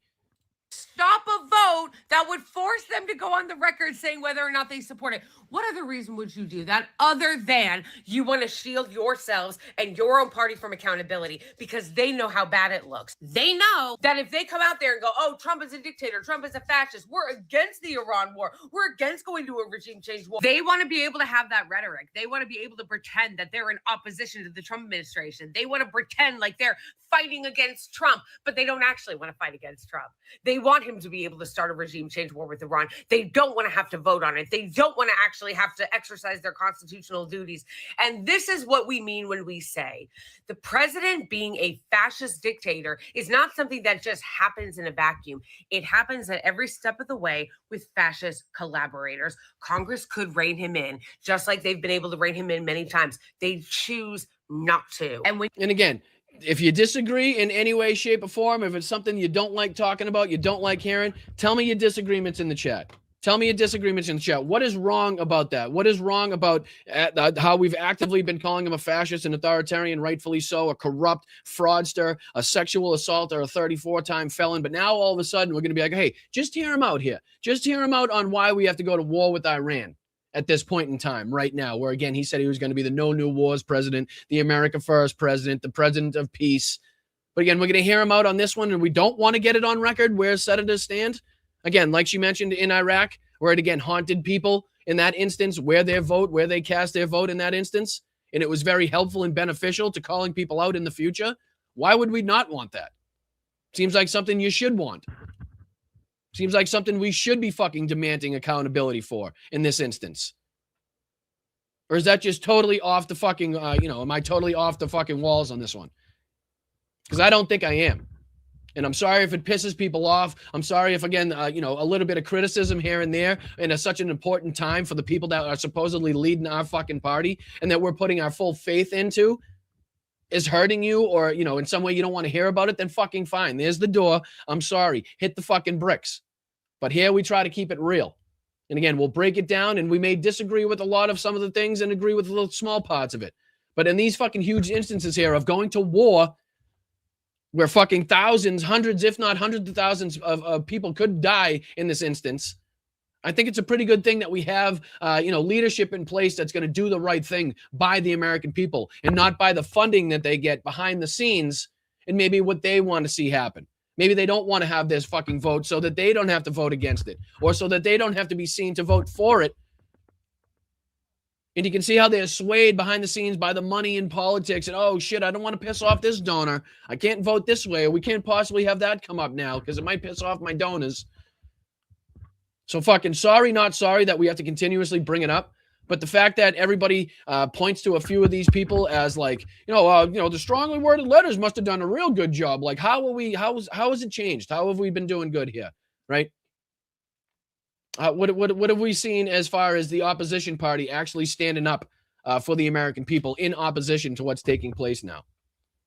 Just curious. All right, and then we dive on to, again, we don't have to, again, that's not to beat a dead horse. I'm not trying to spend more time than we have to spend on it at all, because I understand the who the enemy is. I understand who the combatants are. I understand what we need to be focusing on. But the fact is, if we don't control our own side, if we don't put together a strong squad to go into battle with, we're fucked from the jump, okay? We're fucked from the jump. So even if we do get the numbers that we want to see in midterms, if we don't put in the correct people, if we don't demand upon them action that the American people want to see, then we're not going to get it. We're not going to fucking get it. And all right, that brings me into this video here that I wanted to dive into, that we're going to be going into another military show clip here, which is another great one to see. Again, any successes that we can, highlight from the Ukrainian military are going to be highlighted, are going to be applauded, especially with, the horrendous way we've seen them be treated, not only by the United States government, but, by NATO and the European Union as a whole. I know a lot of people have done a lot, but let's face it, a lot of people should be doing a lot fucking more and should have been doing a lot more since the jump. As this is concerned. So to see that they are now starting to see some successes, and that the brutal losses that Russia faced in gaining this small amount of territory, and now seeing that territory being fucking wiped away and their losses just still remain, is again something that needs to be talked about. The aggression of the Ukrainian military and the resilience that they have is just, again, second to none. So this is, again, Ukraine just outmaneuvered Putin in a victory that will be studied for 100 years. And again, at times in this video, I might have to pop in and kind of bring us back down to earth a little bit and not expect too much But again, let's just go by what we're seeing on the front lines. Let's go by what we're seeing actually take place, and then we can go from there. But let's not try to, again, put the word collapse or end of war, like a lot of these broad general terms here. I think we need to be careful of using. Russia bled for the territory that it took in the southeast of Ukraine. Months and thousands of soldiers were spent making gains that Putin believed would position his military for a summer offensive in 2026. Putin was wrong. Oh, shit. Thank you, Machine Tool. Oh, my God. Look at you, brother. Appreciate you, man. It's always good to see you.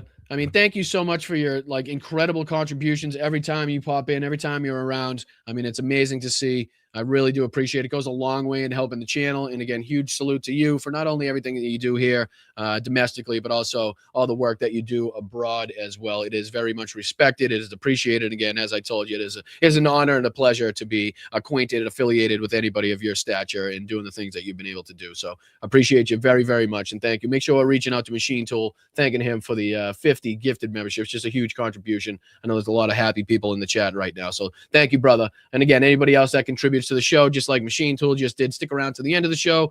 I highlight, appreciate, thank everybody that sent in a contribution, whether it be Venmo here up in the corner you can take a picture of, signing up for a YouTube membership, which is under $3 for a month, or again, patreon.com, whatever it may be. I like to thank and highlight everybody. So I appreciate you, Machine Tool. Again, let's get back into some of these successes seen recently by Ukraine on the front line. And again, we'll be speaking majorly about the southeastern portion of Ukraine, as we have been kind of diving into for the last, several weeks, if not month, probably.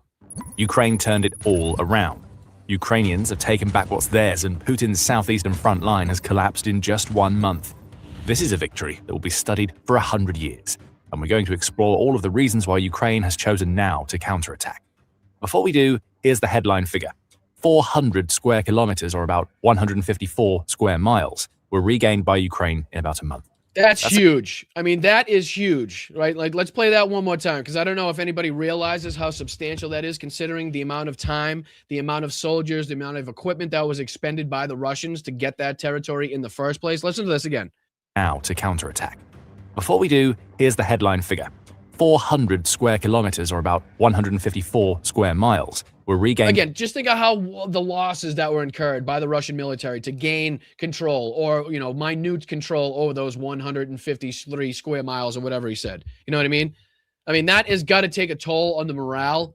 Even further than, again, the winter that they're facing, the lack of ammunition, the communications blackout, the way that they're treated by their military in general as Russians. I mean, we all know the meat grinder aspect of this whole thing. But, I mean, add that onto losing territory that you watched, you visibly lost soldiers, friends, comrades, gaining that territory over several weeks, several months, whatever it may have taken you.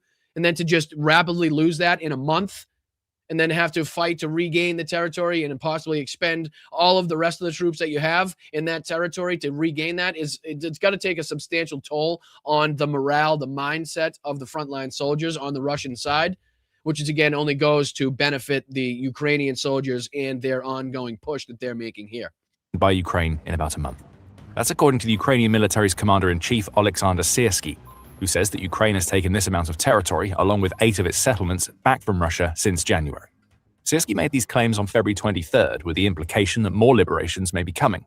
All gains were made by Ukraine's airborne units operating alongside adjacent units, which roughly translates to Ukraine using drones to devastate Russia's invading forces, followed by infantry and mechanized units to clear out the stragglers.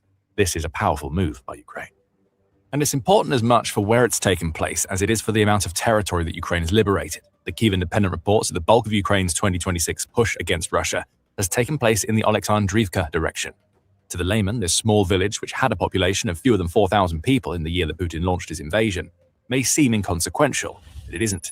Oleksandrivka is a unique village because it lies at the intersection of 3 of Ukraine's most important oblasts, Donetsk, Zaporizhia, and Dnipropetrovsk. Russia has been attacking all 3 for much of the invasion, and it has big plans for the latter 2 in 2026. At least it did.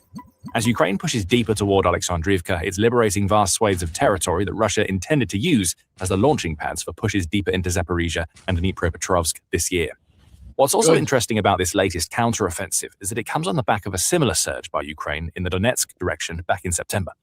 That offensive saw Ukraine focus primarily on the Donetsk Oblast, where it regained 160 square kilometers, or about 61.7 square miles of territory, but it was able to then fortify to turn Putin's push for the city of Pokrovsk into a blood-soaked massacre that cost Russia far more soldiers than it would ever have lost otherwise. That gives you a hint as to one of the reasons why we're seeing Ukraine push toward its southeast, but we'll have more on that in just a few moments. As for the counteroffensive, it doesn't seem to be stopping anytime soon.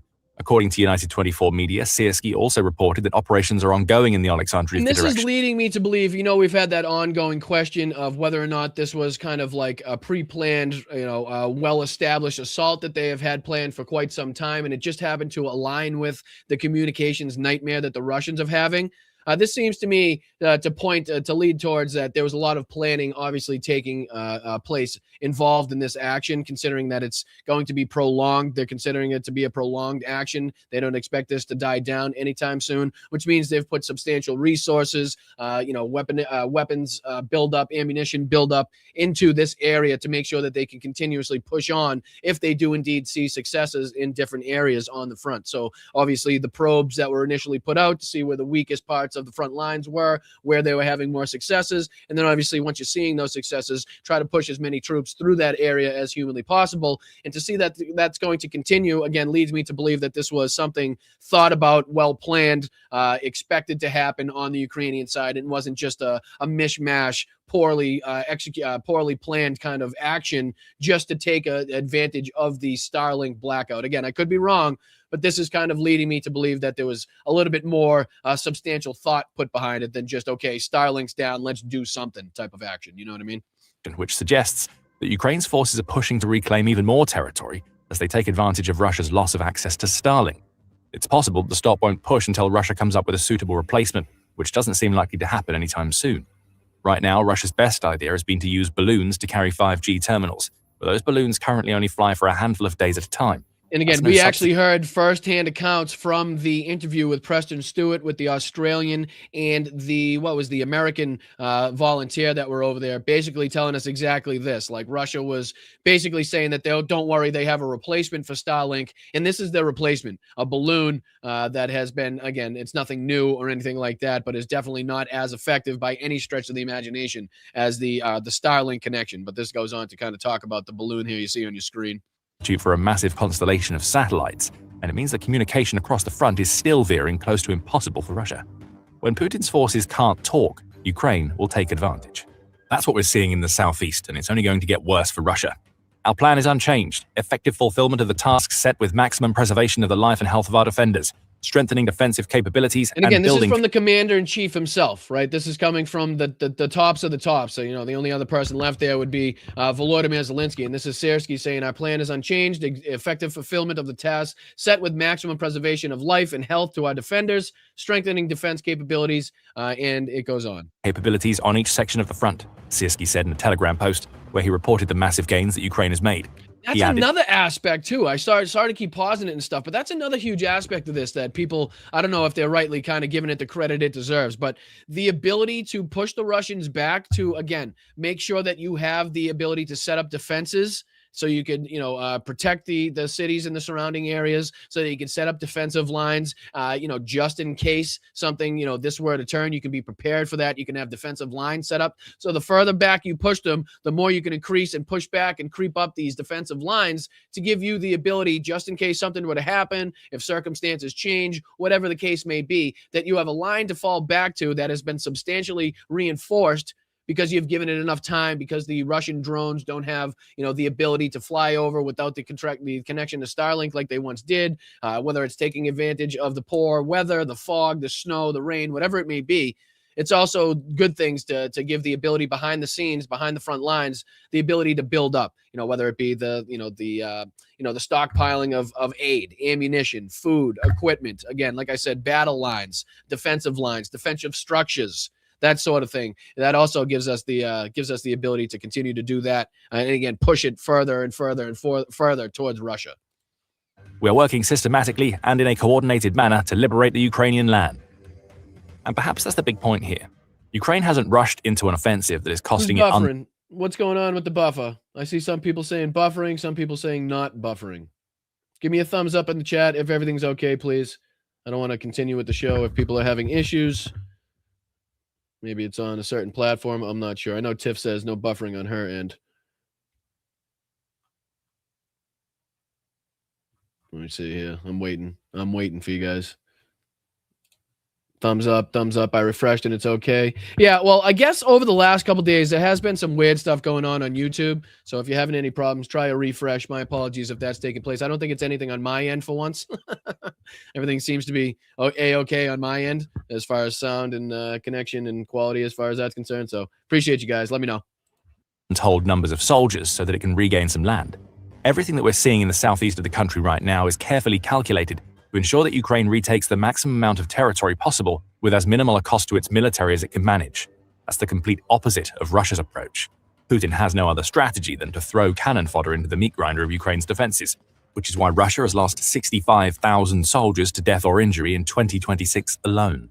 NATO's Secretary General Mark Rutte said at the Munich Security Conference. Again, numbers that the American public couldn't even fucking fathom, couldn't even comprehend in that time frame. I mean, if we were facing anything like that, the outrage, the uproar from this country would just be, it would be deafening at this point. But again, just to show you how, kind of conditioned not only the Russian military service members but also the Russian, the Russian public, the Russian citizenry themselves are at seeing these type of losses, that of occurring these type of losses. It's amazing the ability that they have to just continue to withstand and and put up with this type of fucking destruction to their youngest and finest, supposedly. If Russia keeps that up, it will have lost around 390,000 soldiers by the end of the year, and that is an optimistic figure. When we told you that Russia has bled for the territory that Ukraine had liberated over the past month, this is what we meant.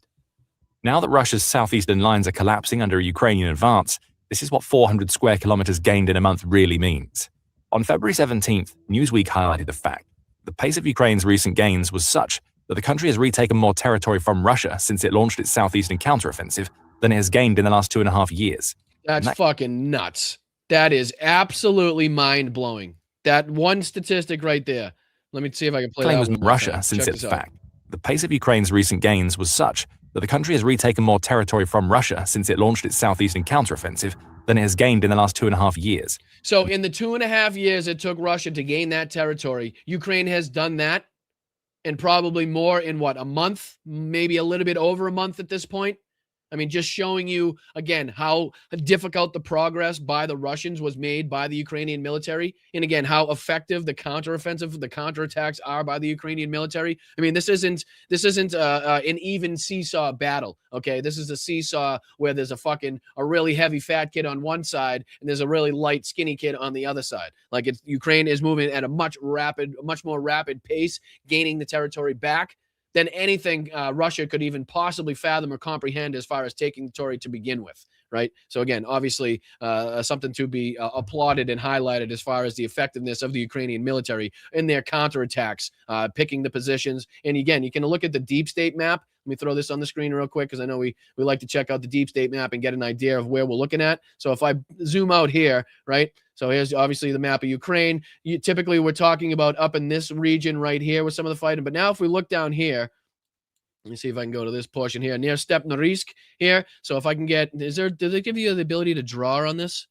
I think it does. Let me see. Can I draw? Yeah. So we're seeing kind of this type of thing take place, right? In this area here, this way, trying to come down into this territory as far as that is concerned. It may not be exact. Don't hold me to the exact type of movements and territories and positions and stuff like that. But just to give you a rough general idea of what we're seeing in these areas, this type of stuff here. I mean, just to kind of put it into some perspective on what we're seeing. And then, just to show you where we are on the front lines. If you go up the front lines here, you'll be going up to more of the Pokrovsk area, more of the Dobropelia area. Here's Dobropelia right here, as we've been talking about recently, so you'll be seeing, some of the aspects come in like this, just to kind of give you an idea of what you're looking at. You know what I mean? Ternovat was also something that was talked about for a while. We've been speaking about that. So, just to give you a general update, a general vicinity of some of the areas that we're talking about, obviously the more southeastern region of Ukraine, as far as the recent successes and the recent counteroffensive that we've been talking about.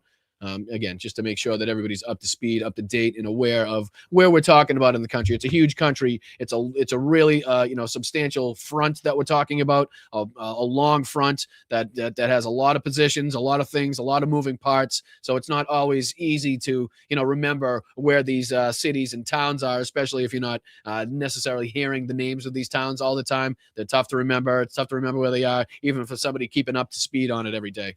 And that claim was made when Ukraine's gains stood at 201 square kilometers or 77.6 square miles.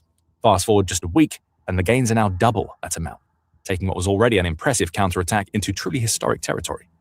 Along the way, Ukraine has retaken some key settlements that Russia intended to use as launching points for future assaults. RBC Ukraine highlights some of them, noting that Ukraine has liberated Nechaivka, Pishana, Andriivka, Radizna, Ostapivska, and Nova Zaporizhia, all of which are in the direction of the Alexandriivka sector we mentioned earlier.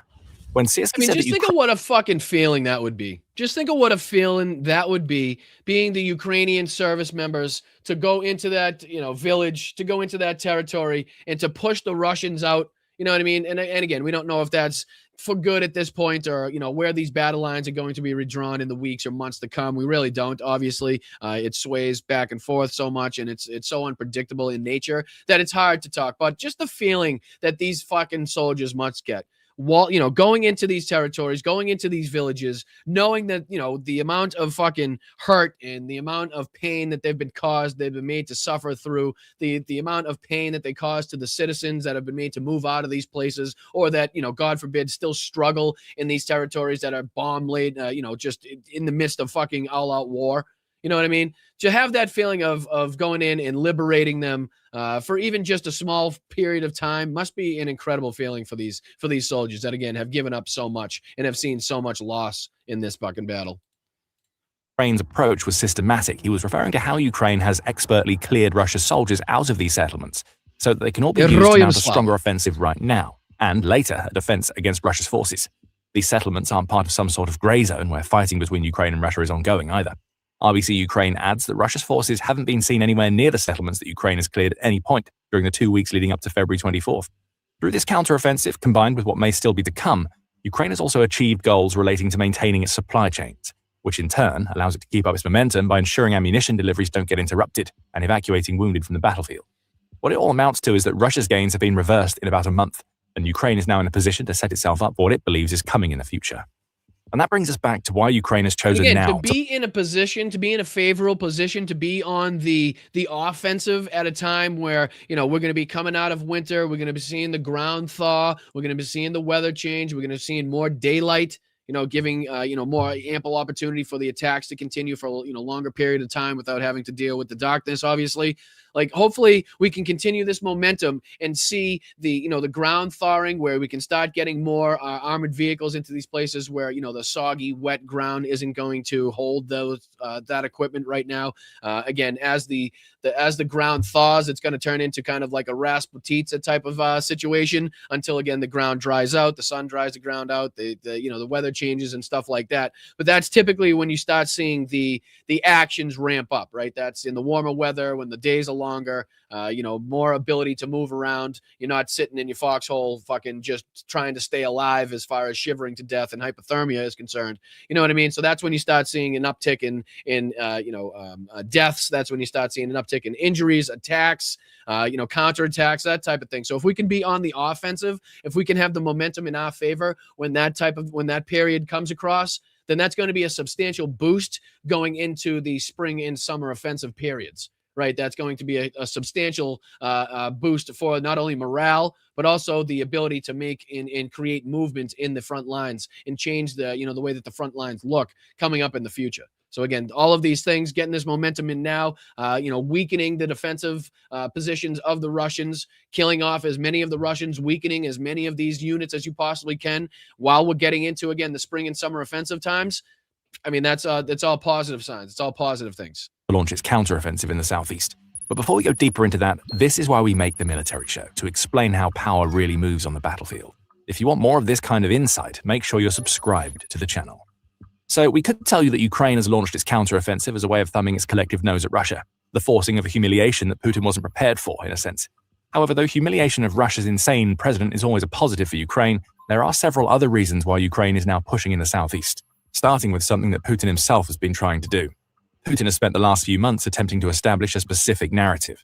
with peace talks ongoing, the most recent of which in Geneva have led to little progress. Another great point that I don't even know if I thought about as far as that's concerned, right? The amount that this changes the negotiating steps, the position on the negotiating table, as you just heard, like we've seen an ongoing propaganda war by the Russians to try to infiltrate, say, 2 or 3 different Russian soldiers behind the lines of the Ukrainians to get a geolocated picture with the Russian flag at a very well-known kind of landmark spot, if possible, or just wherever they possibly can, to make it seem like they gained full control over that territory. Thus, if that was to be reported on the world stage by the world media, would give Russia more standing on the negotiating table, right? Would push down the position of the Ukrainians, right? So whoever has the most momentum, whoever seems like is doing the best at that moment, typically has the most negotiating power. So if we can combat the rhetoric coming from the Russians saying that, they're just taking over village after village after village, and that this is, a shit show for the Ukrainians, and they're going to be overrun at any second, and they should capitulate and give up this territory and that territory, forget about security guarantees and all that shit. If we can combat all that and show, hey, guess what? We're pushing back 400 square kilometers, 100 and something square miles in just a month that took you 2.5 years, and God knows how many casualties and dead Russians to take in the first place. So your fucking standing on that negotiating isn't as strong as you thought. And again, the more that you continue to push them back, the more you continue to weaken the soldiers and the frontline troops of the Russians, the better off your negotiating stance is going to be for the Ukrainians, right? The better off, the more likely it's going to be that somebody listens to you, right? A lot of people tend to listen to the guy that breaks into the bank and sticks a gun to the teller's head, right? That's just how it is. The loudest, the person that has the most power, is showing the most power, they typically get the attention, right? That's what's going on here. And that's why it's a good sign to see that this is going on, because it makes people aware that, oh, Russia definitely wasn't as strong as they claimed to be. They definitely didn't seem to have the amount of territory under their control that they claimed to have. Otherwise, it wouldn't take the Ukrainians only about a little over a month to take back this much territory, right? As we continue to show on the map. And I think this does a good job now that we've brought up the different units that you can see on the deep state map. So I think I've been trying to make a good point for a long time that I know you see a ton of red here. You see a ton of red, but that doesn't mean that, Russian troops occupy, are stationed in and can defend all of this territory. Not by a long shot. So you can see where the different, units are stationed here by these small squares that you see on the screen. Here's the Rosgard unit, the Akhmat Center. So these just different units of the Russian military. 7th Airborne, the 1,152nd Motorized Rifle Regiment, 108th Airborne. But you can see how they're sporadically positioned throughout the front and the beyond the front lines here. You know what I mean? So it's not like as they would have you believe that they have the ability to defend all of this territory, to protect all of this territory. And utilize all of this territory. It's just not the case, which is why we've continuously seen, Ukrainian attacks be successful behind the lines, some 20, 30, 40 clicks behind the front lines. And Russians just ended up dead, and then the Ukrainians being able to skedaddle back across the front lines. Well, that's why, because of the sporadic nature in which the Russians are now spread throughout this entire front. Look at the size of the front. It's fucking ridiculous at this point. All the way, that's crazy to have to defend all of that. So again, another aspect that gives Ukraine an advantage. All right, let's dive back into this. Appreciate you guys. Putin is trying to position Russia as an all-conquering force, and Ukraine is a tiny country that is collapsing under Russia's might. Anybody who has paid attention to the last 4 years of fighting knows that this narrative is nonsense. But every so often, Ukraine needs to reinforce that point whenever it looks like Putin is successfully manipulating his way into convincing the US, which has positioned itself as the main mediator in peace talks, that Russia is on the verge of victory. The narrative needs to be shattered, and Ukraine's massive counterattack goes a long way toward doing that.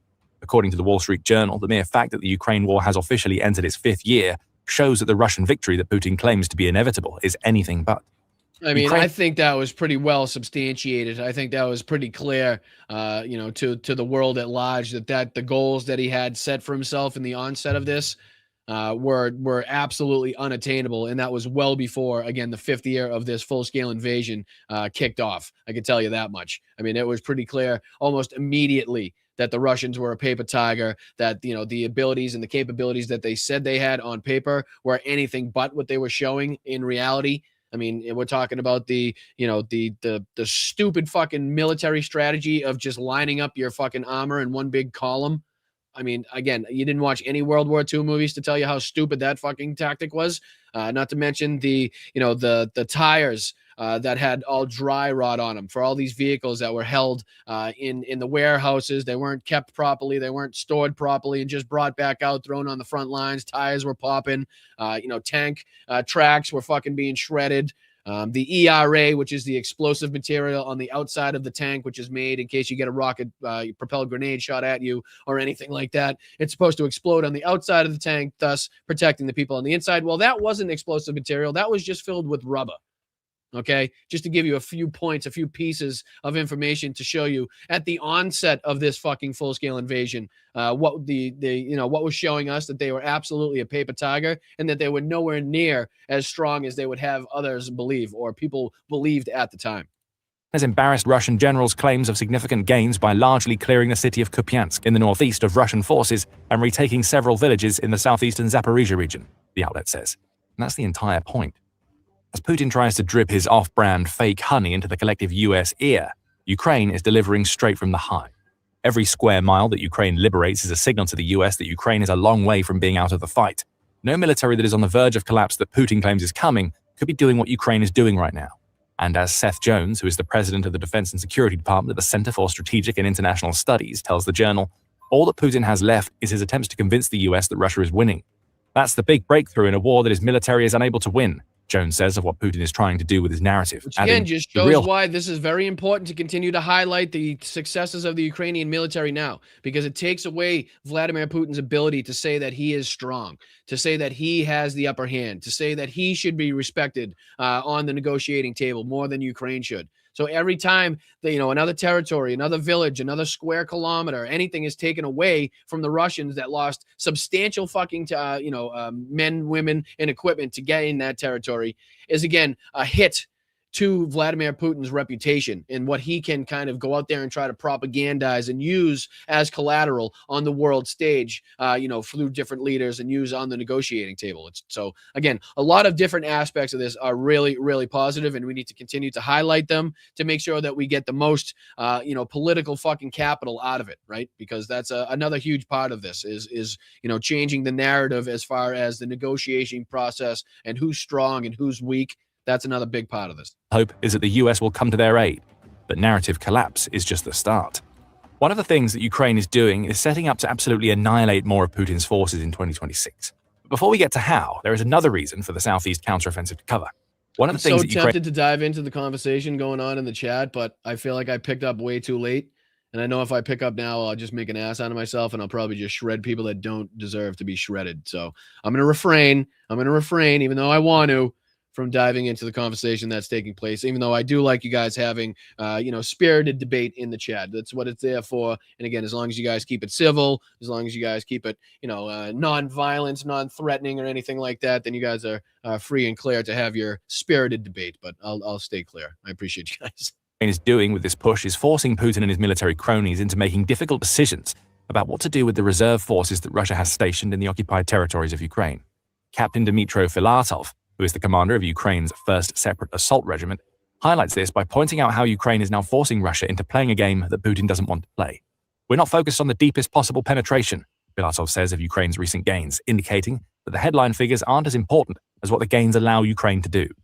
Rather, Ukraine's goal, or one of them, is to force the enemy to deploy its reserves not where it plans, but where we plan. It's all about taking the initiative, which feeds into the point that we've already made about Putin's narrative. So again, in short, to kind of translate to just take out and to eliminate as many of the Russian horde, as many of the Russian forces, as many of the Russian reserves as humanly possible. So this isn't like the goal isn't to take back as much territory in this fucking instance as we're speaking about here, but to just eliminate and to make it as difficult as humanly possible, and to make it so that the Russians have to deploy their reserves to the area in which Ukraine picks out, and not able to, to send out their reserves to a place that they are picking out. So they're reacting instead of acting. which is good. So again, here is just basically cause as much trouble, kill as many Russians as humanly possible, and to, if we can possibly take back the territory, then we're going to do just that. But again, that may not be the intent, is to penetrate as deep as possible, but just to make sure that the Russians deploy as many people to these areas so that we can continuously take them out. And the point we're about to make about how Ukraine intends to use the territory that it's gained. This is Ukraine taking control over the battlefield by forcing Russia to dedicate soldiers to territories that it thought it had already secured. Of course, the inevitable happens due to this.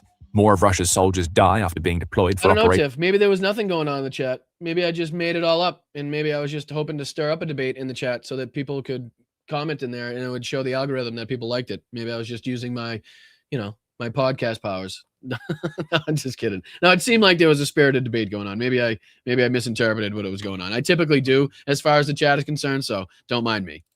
That are far different than those they were preparing for. This creates the combined effect of draining Russian reserves at a time when Putin doesn't need that happening, and weakening Russian offensives and defenses elsewhere, which creates yet more opportunities for Ukraine. Putin was told that something like this was coming. Back in January, Syrskyi himself announced that Ukraine was planning new offensive operations in 2026. UA Wire reported the Ukrainian military's commander-in-chief as stating, all right, well, then maybe that's just a little answer to my question on whether or not, this is something that we could have expected, right? I mean, a lot has taken place, a lot has gone on, a lot of people to try to cover, a lot of actions to try to cover. So whether or not this is one of those actions that was pre-planned, it does seem like the information that we're getting kind of points to that, as far as, a sustained campaign that is, again, that has the appropriate number of troops, weapons, and ammunition to sustain, the planning to make sure that it goes ahead effectively.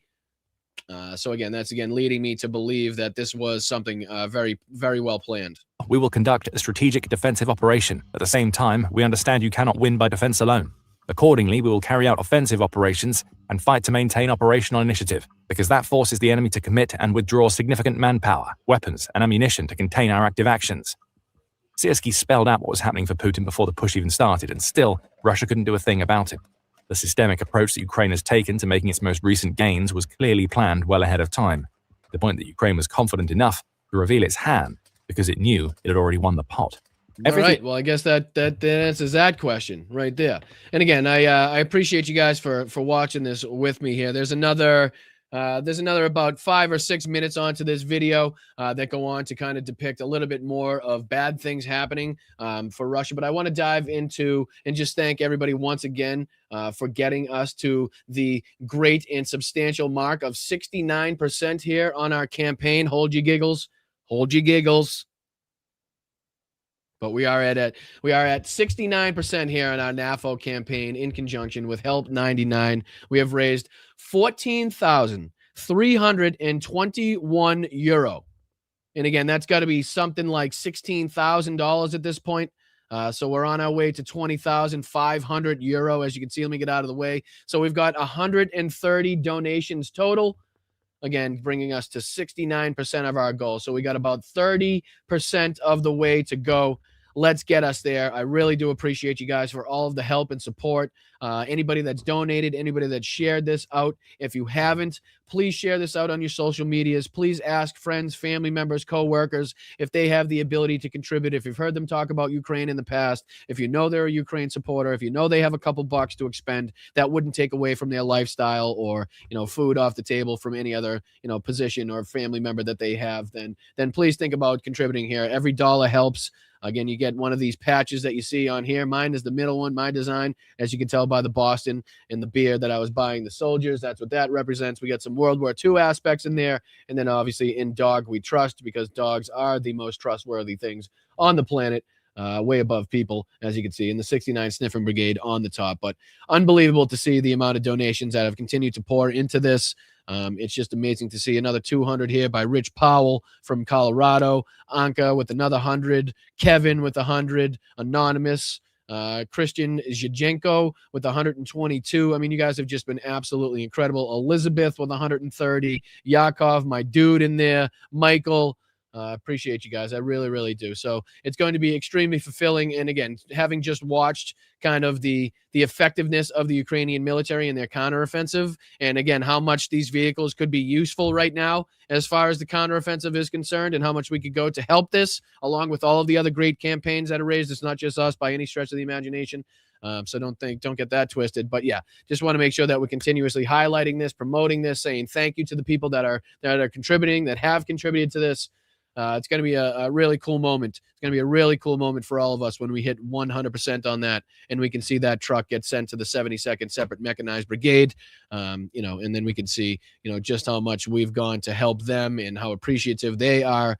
Because believe me, if it's anything like my time in Ukraine and the soldiers that I met, they don't hold back on how appreciative and how thankful they are of all of the donations and the support from people inside of Ukraine, people that are there, and obviously people all over the world. So thank you very much to everybody for today's show. I might actually get you guys a couple minutes early out of here.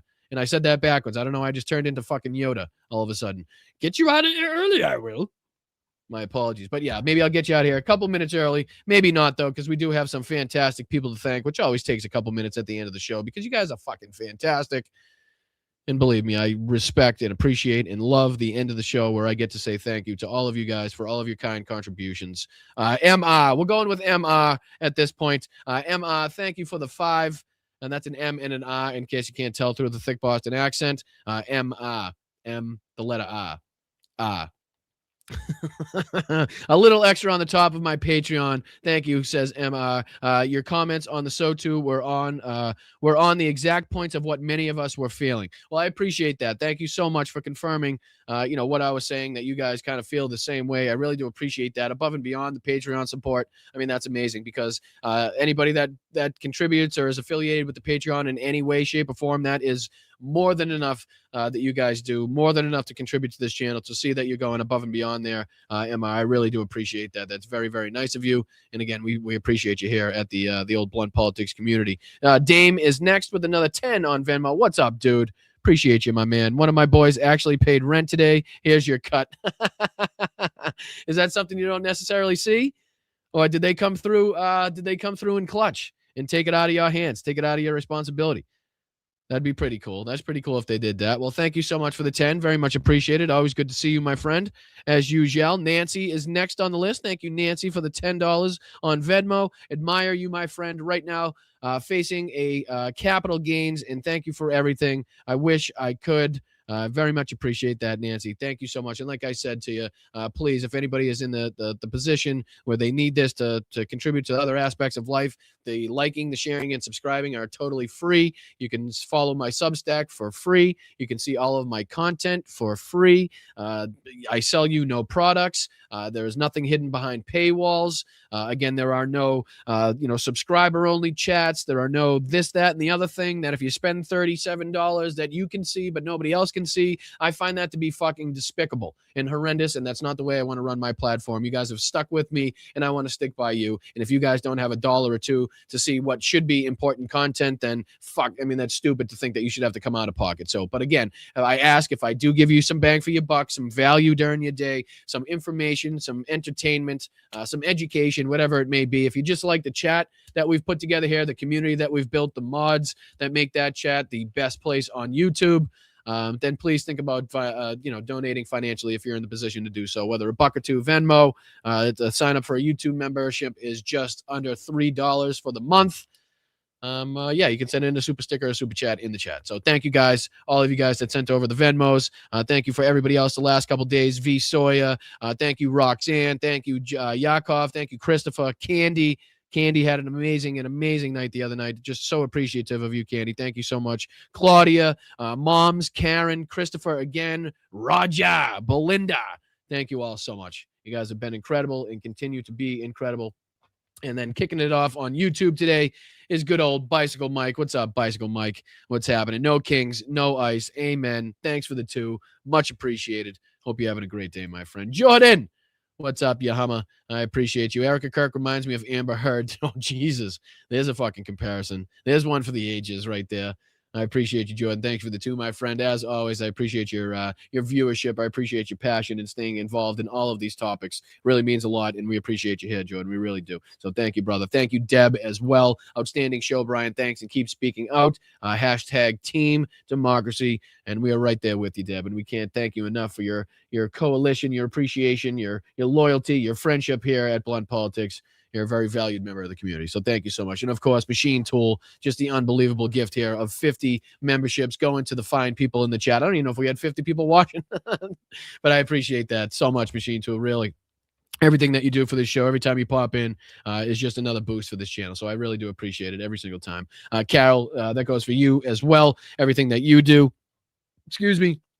Carol says, love from us, Machine Tool, for the generous memberships. Yes, thank you, Carol. Everybody should be reaching out to people contributing. And that includes Carol yourself. I hope people are reaching out to you and thanking you for every time that you've contributed to this show. So, all right, I'm going to let you get out of here about 5 minutes early. I mean, imagine that.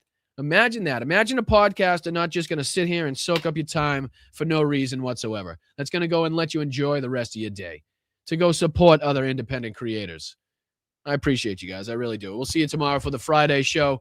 We're going to have a lot to cover, a lot to talk about. I just don't like diving into things this late in the show where you don't really get enough time to talk about it. So there were a few more things that I wanted to dive into. But again, we ran out of time, as you typically do, trying to cover all of the nonsense, all of the debauchery happening around the world right now. So thank you for you guys sticking with me. I'll get you out of here a little bit early. Hit that like button on the way out. Subscribe if you do appreciate what you're watching.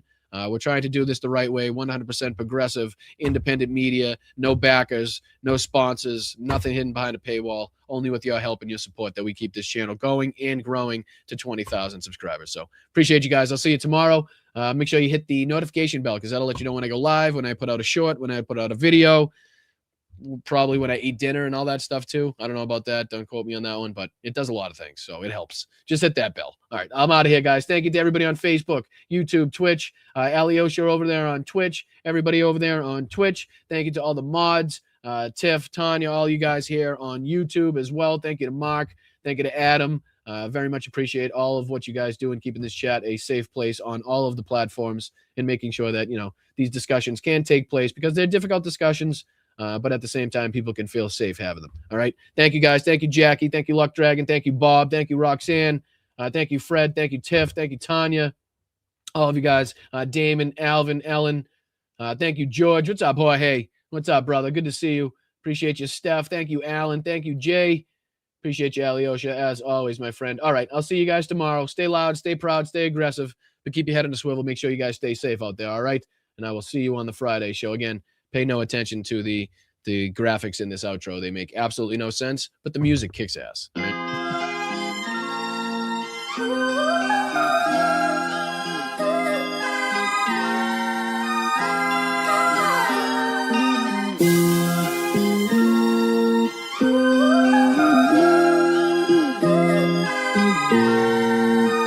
Thank you, Wayno.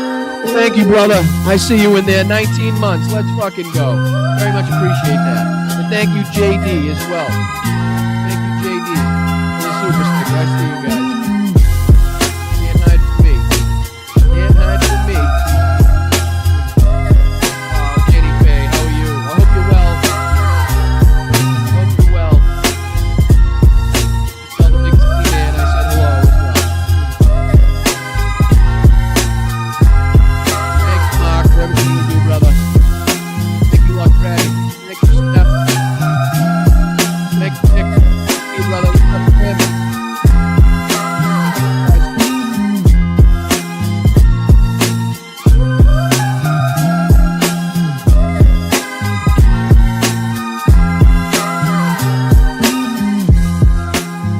God bless the United States. They're just getting acclimated. You know what that means, acclimated? Obama. I am the chosen one. He builds the wall the way he built Trump Towers. He'll be using illegal immigrant labor to do it. Is there anything worse than white people? Get off my plane.